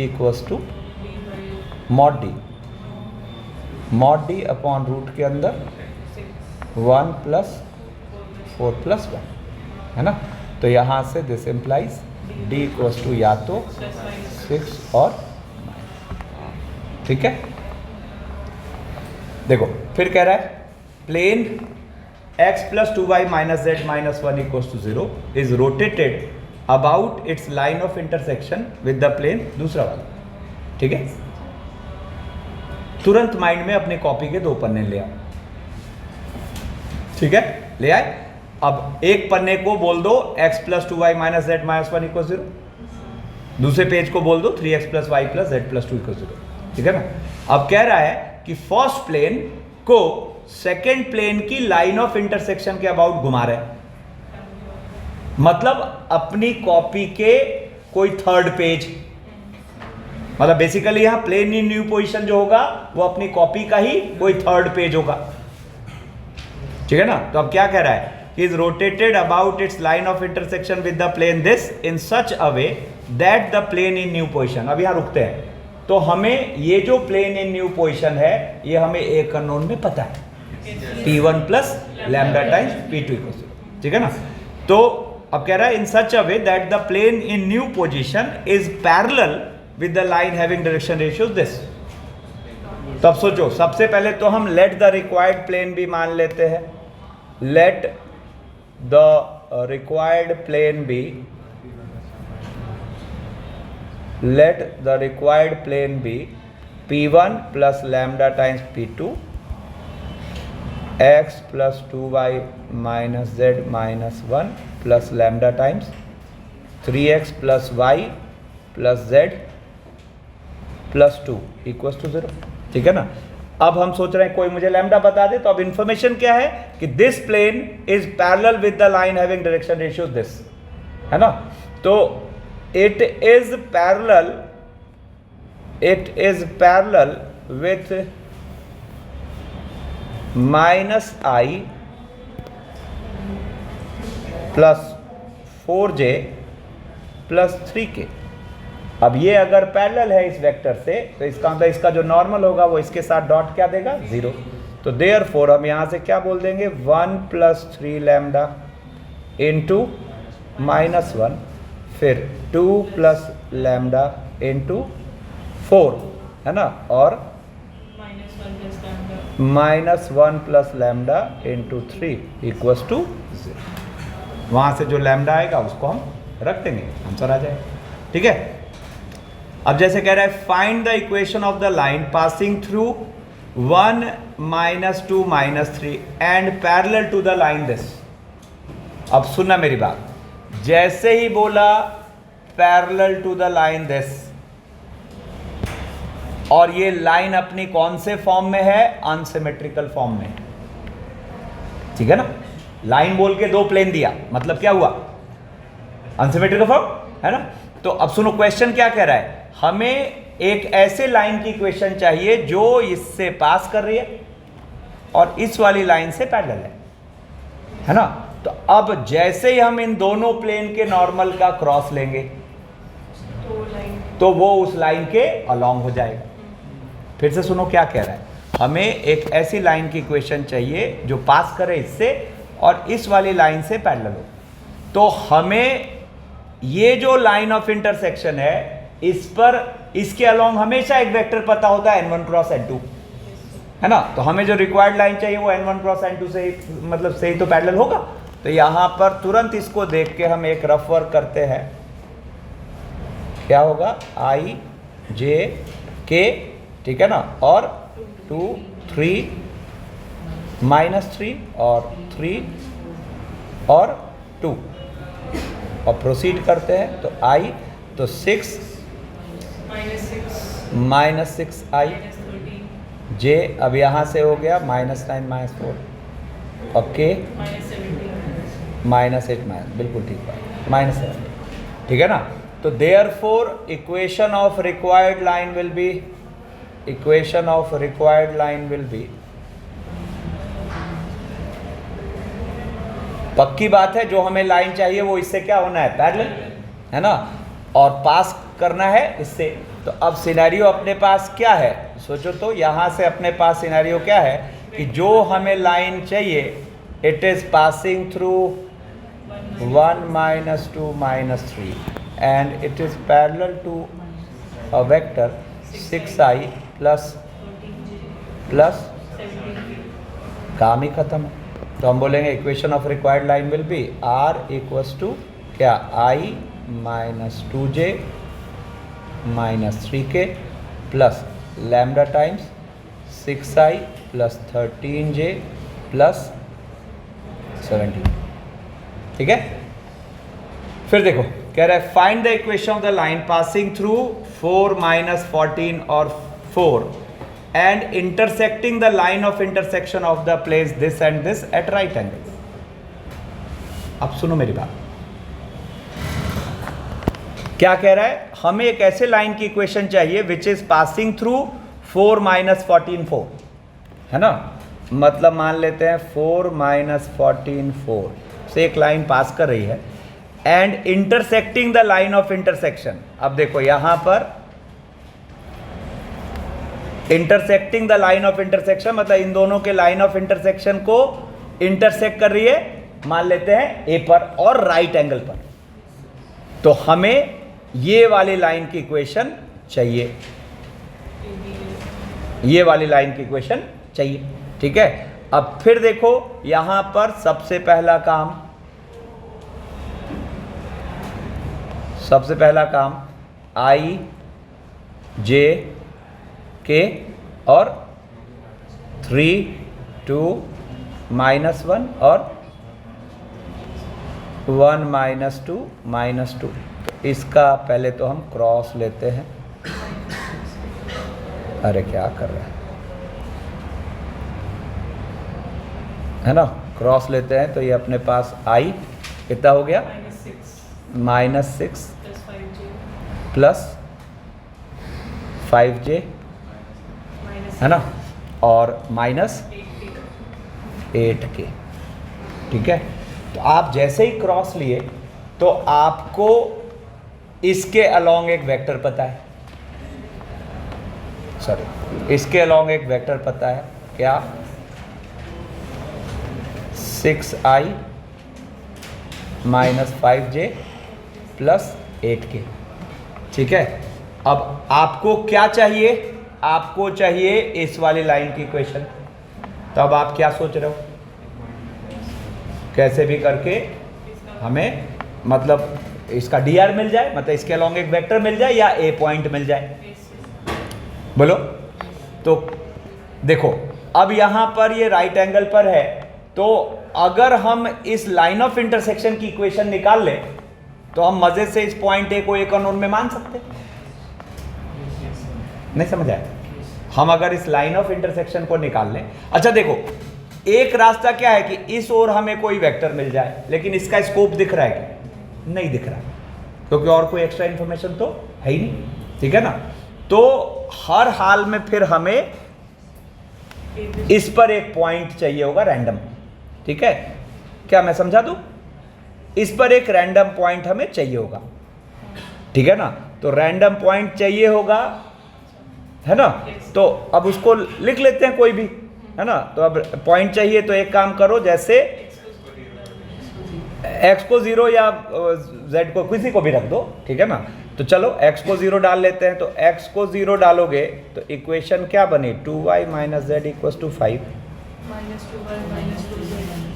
इक्वस टू, दोनों को जोड़ दो, तो दोनों को जोड़ोगे तो ये हो गया z = -4/3। ठीक है ना, तो z = -4/3, तो 2y = क्या बोलोगे, 2y = उधर जाके हो जाएगा अपने पास 4/3, तो 15 11/3 नहीं। ठीक है, तो यहाँ से ये क्या हो जाएगा 11/6। ठीक है ना, तो 11/6। तो अब ज़रा सोचो तो हमें यहाँ पर कोई एक पॉइंट मिल गया। ठीक है ना, ये पॉइंट को हम क्या बोल पा रहे हैं, 0 0 माइनस, हाँ 0, 11/6, -4/3। ठीक है ना, तो अब यहां से इसके थ्रू हम a के कोऑर्डिनेट्स मान सकते हैं। ठीक है ना, a के कोऑर्डिनेट्स मान सकते हैं, तो a के कोऑर्डिनेट्स आप क्या मानोगे, 6 लैम्डा। ठीक है ना, और 11/6 -5 लैम्डा और +8 लैम्डा।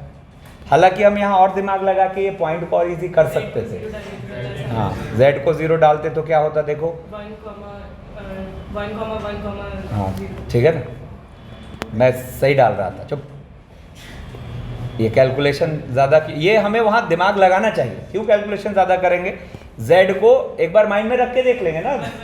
ठीक है ना, तो z को 0 डालते ही, बिल्कुल ठीक बात, 1 1 0 है ना, z को 0 डालते ही अपने पास बना एक तो 3x + 2y = 5 और x - 2y = -1। तो हमें ये पॉइंट के कोऑर्डिनेट्स क्या मिल गए, 1 1 0, है ना। थोड़ी सी चीज़ और कैलकुलेशन बेकार हो जाएगी। ठीक है ना, अब देखो यहाँ पर अब हम ये पॉइंट a को मानते हैं क्या, 1 + 6 लैम्डा, 1 - 5 लैम्डा, 1 माइनस 5 लैम्डा और 8 लैम्डा, ठीक है ना। अब यहाँ पर इसको सेटिस्फाई कराते हैं, रुको सॉरी, हाँ अब यहाँ से हम क्या करेंगे, ए बी का इसके साथ डॉट ज़ीरो नहीं, तो अब हम इम्पोज क्या करना चाह रहे हैं कि ए बी वैक्टर या बी ए वैक्टर, ठीक है ना, ए बी वैक्टर या बी ए वैक्टर का किसके साथ dot, 6i minus 5j plus 8k के साथ डॉट ज़ीरो, है ना। तो ये देखो यहाँ से ये क्या आ जाएगा, तो ये अपने पास आ गया ए बी का मतलब 1 प्लस 6 लैम्डा, तो 6 लैम्डा इंटू 6, ठीक है ना। फिर 15 माइनस 5 लैम्डा, सोचो इसी में कैलकुलेशन खराब आ रहा है, वहाँ तो और गंदा आता, 15 माइनस 5 लैम्डा इंटू माइनस 5 और 8 lambda minus 4 into 8 equals to 0, ठीक है ना। तो यहाँ से अपने पास क्या आ जाएगा, ये आ जाएगा देखो 36 125 लैम्डा इक्वस टू कितना रहा है 18, 75 और 18 हो गया 93 और 32 125 ही आ रहा है ना, ठीक है। तो देयरफॉर लैम्डा इक्वस टू क्या आ गया 1। तो हमें ए के कोऑर्डिनेट्स मिल गए कितने, 7 माइनस 4 और 8, ठीक है ना।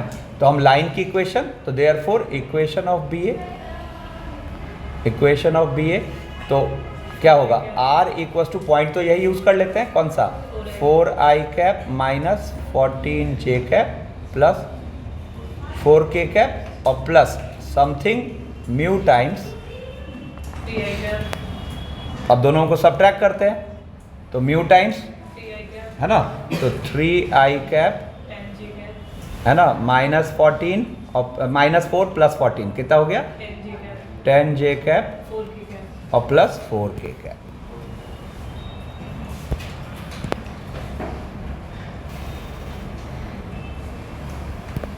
प्लस 4k कैप, ठीक है। फिर कह रहा है find the point where the line of intersection of the planes this and this intersect the plane this, ठीक है। अब line of intersection of the planes this and this intersect the planes this, ये Cramer's rule हो गया। कितने लोगों को देखते ही थॉट आया था, 3 प्लेन्स का मीटिंग पॉइंट, 3 प्लेन्स का मीटिंग पॉइंट मतलब 3 planes meeting at a point. तो आप इसको एक तो वो क्रेमर्स रूल से कर ही सकते हो, क्या हो जाएगा d d1 d2 d3, तो x आ जाएगा d1 बाई डी, y आ जाएगा d2 बाई डी, है ना, है ना। तो फर्स्ट मेथड क्या हो जाएगा, यूज क्रेमर्स रूल,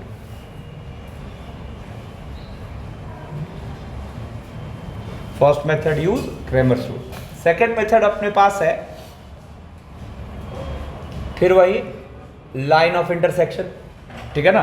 तो लाइन ऑफ इंटरसेक्शन तो ज़रा देखो तो तुरंत यहाँ पर क्या होगा, i j k 1 माइनस 2 1 और 1 2 माइनस 2, i क्या हो गया 4 माइनस 2 2, j 1 प्लस 2 3 और k j सही लिया ना 1 प्लस 2, ठीक है, और k तो 2 प्लस 2 4, ठीक है ना। और फिर वही पॉइंट, हाँ 310, ठीक है ना। तो यहाँ से हमें second method equation of line of intersection मिल गया, लाइन ऑफ इंटरसेक्शन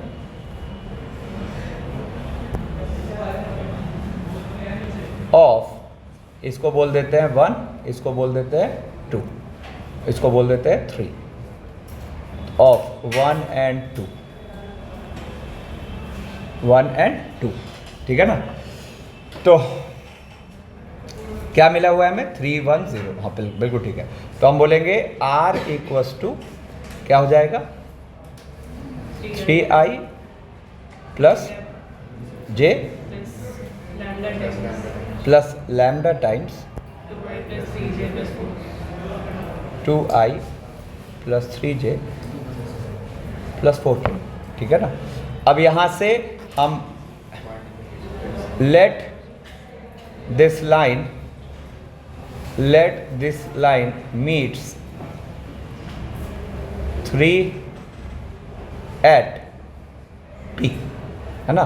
तो P को हम मान लेते हैं क्या 3 प्लस 2 लैम्डा 1 प्लस 3 लैम्डा और 4, इट विल सेटिस्फाई 3। तो अब ये सेटिस्फाई करा दो 3 पे, तो क्या हो गया 6 प्लस 4 लैम्डा, है ना, प्लस 2 प्लस 6 लैम्डा, ठीक है ना, plus 4 lambda plus 6 equals to 0, है ना। तो 14 लैम्डा इक्वल्स टू माइनस 14, तो लैम्डा आ गया, तो देयरफॉर P जो है ये आ गया अपने पास 1 माइनस 4, ठीक है। फिर देखो जैसे ये कह रहा है find the angle between the two lines. अब देखो दो लाइंस अनसिमेट्रिकल फॉर्म में, ठीक है ना। अब इनके बीच एंगल चाहिए, है ना। तो हम क्या सोचने लगे दोनों के बीच, अरे कहाँ ध्यान है, दोनों के बीच कुछ मतलब दोनों के बीच एंगल चाहिए, तो दोनों के अलॉन्ग एक एक वेक्टर चाहिए। तो जैसे ही हमें फील हुआ इसका क्रॉस करेंगे तो एक के अलॉन्ग मिल जाएगा, इसका क्रॉस करेंगे तो दूसरे के अलॉन्ग मिल जाएगा, ठीक है ना।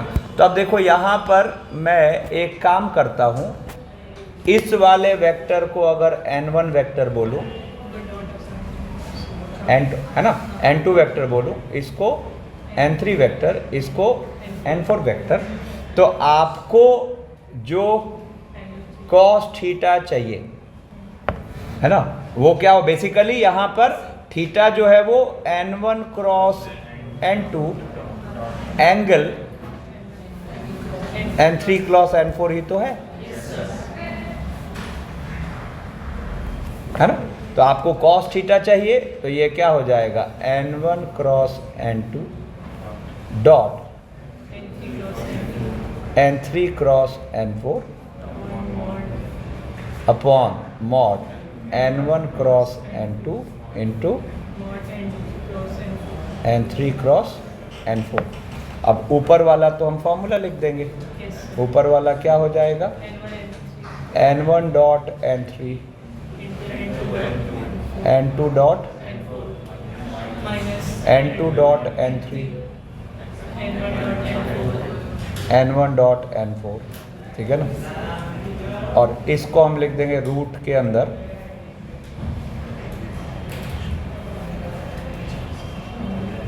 है कि नहीं, का स्क्वायर, है ना, लैग्रेंजेस से, और n3 square n4 square minus n3 dot, तो बस वैल्यू का, ठीक है। Find the value of m for which the straight line this is parallel to the plane this. अब सोचो यहाँ पर अगर मैं इसका नॉर्मल मान लेता हूँ n1 वेक्टर, इसका नॉर्मल मान लेता हूँ n2 वेक्टर, और इसका नॉर्मल मान लेता हूँ n3 वेक्टर, तो ये कह रहा है कि n1 cross n2 is parallel to this, मतलब ये कह रहा है कि n1 cross n2 dot n3 0, box 0। तो यहाँ से मैनिपुलेट होगा n1 क्रॉस n2, फील आया, इज 0, तो काम ही खत्म हो गया। क्या बोलेंगे, तो n1 cross n2 dot n3, box ले लो इसका, तो क्या हो गया 3 माइनस 2 1, 4 माइनस 3 4 और 2, ठीक है, ठीक है। अब जैसे कह रहा है find the distance of the point P from the plane this measured parallel to the line this. 30 second सोचो। देखो यहां पर P से हमें PM चाहिए जो कि इस रेड लाइन से पैरेलल है, तो हम तुरंत यहां पहले इक्वेशन ऑफ PM लिखते हैं, क्या लिख पाएंगे, r इक्वस टू क्या, i plus 2j plus 3k, बोलो, और प्लस लैम्डा टाइम्स वो वेक्टर, रेड वाला वेक्टर क्या हो जाएगा, तो i माइनस 2j और प्लस 2k। यस और नो? अब हम m को मजे से एक कानून में मान सकते हैं। अब m को एक कानून में मानते हैं तो क्या मानेंगे, 1 प्लस लैम्डा 2 minus 2 lambda और 3 प्लस 2 लैम्डा। हाँ, कितने लोग को हिट किया यहाँ पर, वो बढ़िया। अब आपको चाहिए pm, तो pm is actually mod lambda into root के अंदर 1 प्लस 4 प्लस 4। अब मैं सोच रहा हूं कोई मुझे m बता दे तो m will satisfy the plane, तो m will satisfy the plane, तो 1 plus lambda plus 2 minus 2 lambda और प्लस 1 इक्वल्स टू 0। तो लैम्डा यहाँ से आ गया 3 2 5 2 7 माइनस 7। तो देयर फोर पी एम आप क्या बोलोगे, 7 और इंटू 3 यानी कि 21। ठीक है, जैसे कह रहा है find the distance of point P from the line this measured parallel to the plane this. अब फिर एक बार, अब चलो यहां पे आप जैसे ही ये देखें तो आपको यहां पर एक बात फील हो रही है, अच्छा फिगर तो बना हुआ ही था, ठीक है ना। देखो कह रहा है find the distance of this point P from this line measured parallel to this plane, ठीक है ना। तो यहां पे आपको थॉट आना चाहिए, जैसे इसको लैम्डा बोलोगे तो आपको m पता है, जैसे आप इसको लैम्डा बोलोगे तो आपको m पता है। m हो गया 3 lambda minus 2, 4 lambda minus 3 upon 2 और 5 लैम्डा माइनस 4 अपॉन 3, है ना। अब लेकिन यहां लैम्डा की ज्योमेट्रिकल मीनिंग का हमें कोई फायदा नहीं होगा, क्योंकि वो लैम्डा तो इस पर डिस्टेंस की बात कर रहा होगा, हमें तो क्या चाहिए, पीएम चाहिए। तो यहां मजबूरी है, फिर कुछ नहीं कर सकते। हाँ, अगर कोई ऐसा तरीका होता जिससे हमें पीएम के अलाउंग एक वेक्टर मिल जाता तो फिर हम पीएम की इक्वेशन लिख के एम मानते और काम कर लेते, ठीक है ना। तो अब ये वेक्टर इस ओर कैसे मिलेगा, अब सोचो ना, हमें इसके अलाउंग एक वेक्टर पता है और प्लेन का नॉर्मल पता है, तो इससे इस और वेक्टर तो नहीं मिलेगा, नहीं समझ रहे हो, ठीक है। तो अब यहां पर क्या होगा, तो आपको यहां पर इंपोज क्या कर देना है, pm डॉट, अब उसका जो नॉर्मल वेक्टर मतलब 4i plus 12j equals to जो भी लैम्डा आएगा फिर वहां से आंसर हो जाएगा, ठीक है ना। अब देखो एक जेई में आया हुआ क्वेश्चन है, एक बार पढ़ो इसको।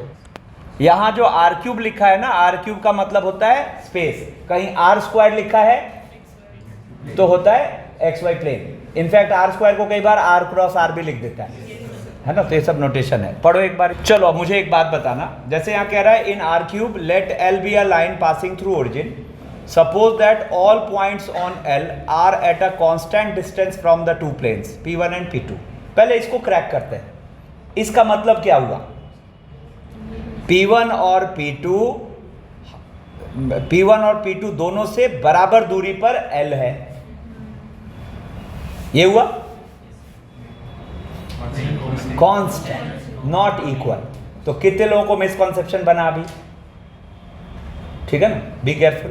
क्या बोल रहा है कि suppose that all points on L are at a constant distance from the two planes,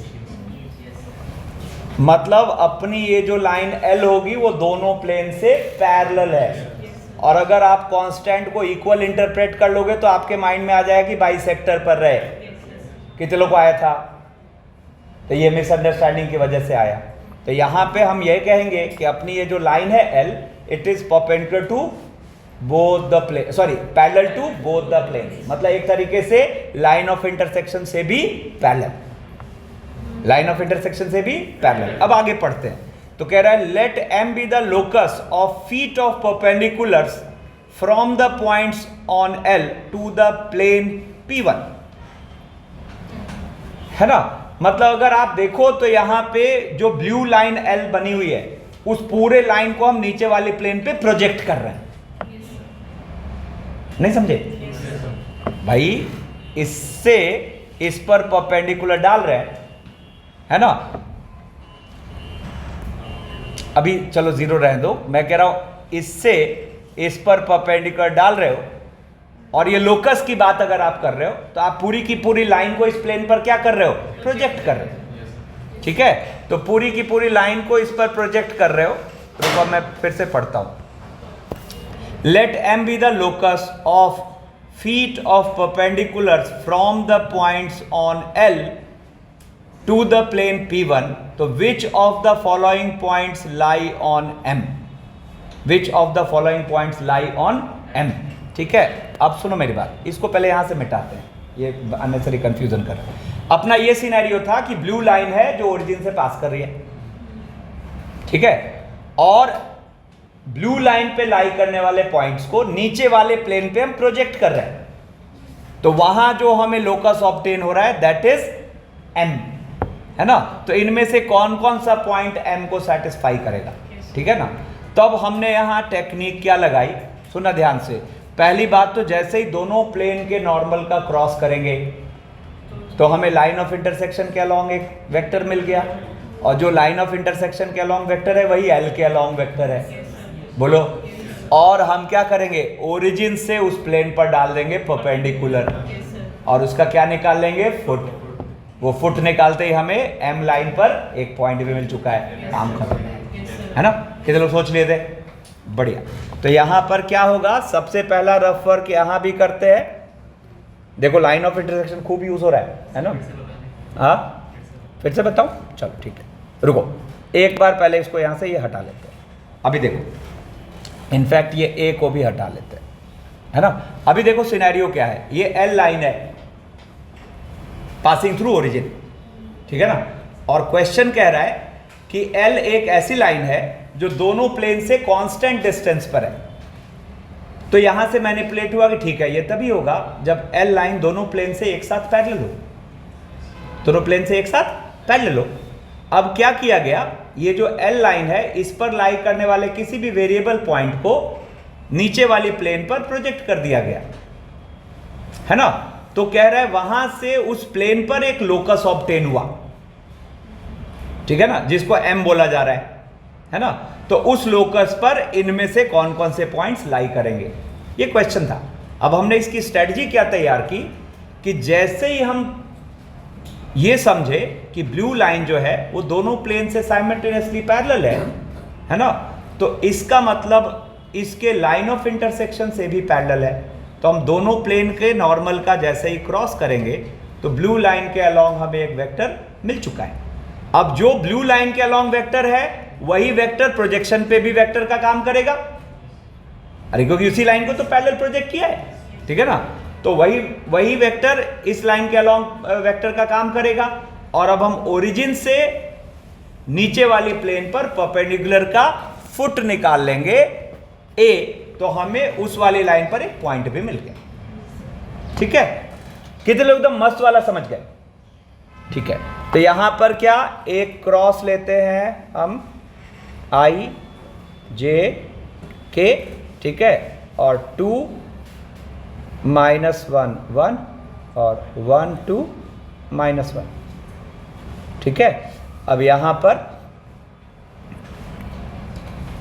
I क्या हो गया, 1 -2 -i minus I plus 3j plus 5k -i plus 3j plus 5k 5k, ठीक है ना।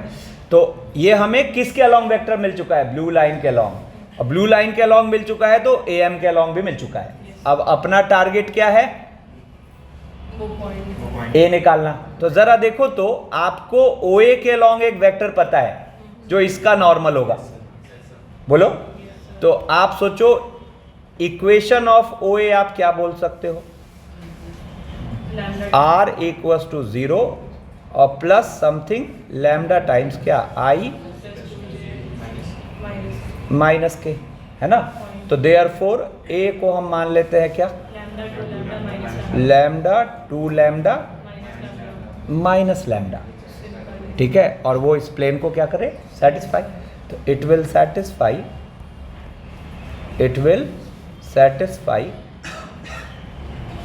क्या, x plus 2y minus z plus 1 equals to 0। तो यहाँ से आ गया lambda 4 lambda plus lambda plus 1 equals to 0। तो लैम्डा की वैल्यू कितनी आ गई, तो यहाँ से a अपने पास क्या आ गया, -1/6, ठीक है। तो therefore equation of am, sorry am नहीं बोलो, m तो अपने ये है ना, m तो लोकस है, तो इक्वेशन ऑफ m लोकस कह रहा है ना, let m be the locus, है ना। तो इक्वेशन ऑफ m है ना, तो क्या हो जाएगा, तो r इक्वल्स टू पॉइंट का यूज कर लेते हैं, a क्या हो जाएगा, -1/6i plus 1/6k plus mu times, और वो वेक्टर क्या है, i minus 3j minus 5k, ठीक है ना। और अब हमें बारी बारी से क्या करना है, हर ऑप्शन को चेक करना है ना। तो जैसे देखो a को देखते हैं, तो a क्या है अपने पास, 0 -5/6 और -2/3 को सेटिस्फाई कर रहा है कि, ठीक है ना। तो देखो यहाँ से इसको चेक करने का तरीका क्या होगा, तो -1/6 प्लस म्यू क्या होना चाहिए, 0। तो म्यू कितना आया, म्यू आया 1/6। फिर अगला -1/3 ये होना चाहिए -5/6, ठीक है ना। तो यहाँ से ये म्यू क्या आ गया अपने पास, ये उधर जाके हो जाएगा 5/6 और -1/3, है ना। तो 5/6 और -1/3 कितना हो गया, तो रुको ना, -1/3 प्लस 5/6 और इंटू 1/3, है ना। तो ये कितना हो गया, 1/6 आ रहा है, ठीक है ना। फिर एक और लेते हैं, 1/6 माइनस 5 म्यू इक्वल्स टू -2/3, है कि नहीं। तो यहाँ से क्या आ जाएगा, तो mu equals to 1/6 plus 2/3 into 1/5, मतलब ये आंसर का पार्ट होगा, समझ गए। ऐसे ही सारा चेक करते चलो, वो तो सारा चेक कर लें, बी तो खैर हो गए, बी तो वही पॉइंट है, और भी चेक कर लें वो जो भी आंसर आ जाए। ये जेई में आया हुआ क्वेश्चन है, ठीक है। अब जैसे कह रहा है find the image of the line with respect to the plane, बहुत ही सिंपल। जैसे ये ब्लैक लाइन की इमेज, सॉरी ब्लू लाइन की इमेज हो गई, ये रेड लाइन। आप देखो ये मीटिंग पॉइंट ए निकाल लोगे, है ना। देखो ना कैसे, आप पहले तो फील करो कि ये लाइन की हुई इमेज ये नहीं, तो यहां पर हम सबसे पहला काम क्या करेंगे, ब्लू लाइन गिवन है, रेड लाइन चाहिए, तो हम सबसे पहले ए निकाल लेंगे, और फिर बी की image with respect to the plane B dash कहां जाएगी, रेड लाइन पर ही तो जाएगी। तो हमें रेड लाइन पर 2 पॉइंट्स पता है, इक्वेशन आ जाना है।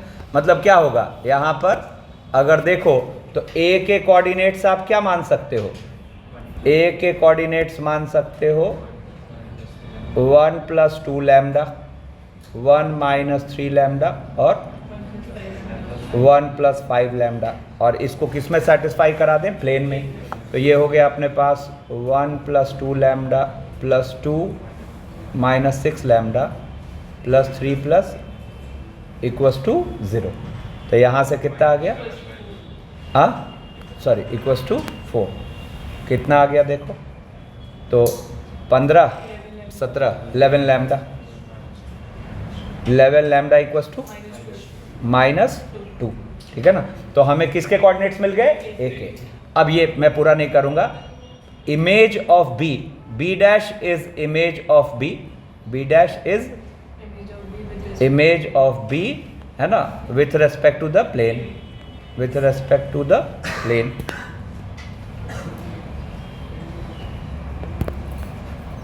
with respect to the plane,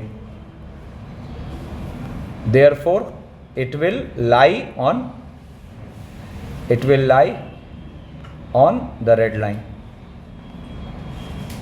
तो हमें एक लाइन पर कितने पॉइंट्स मिल चुके हैं? We can solve. चलो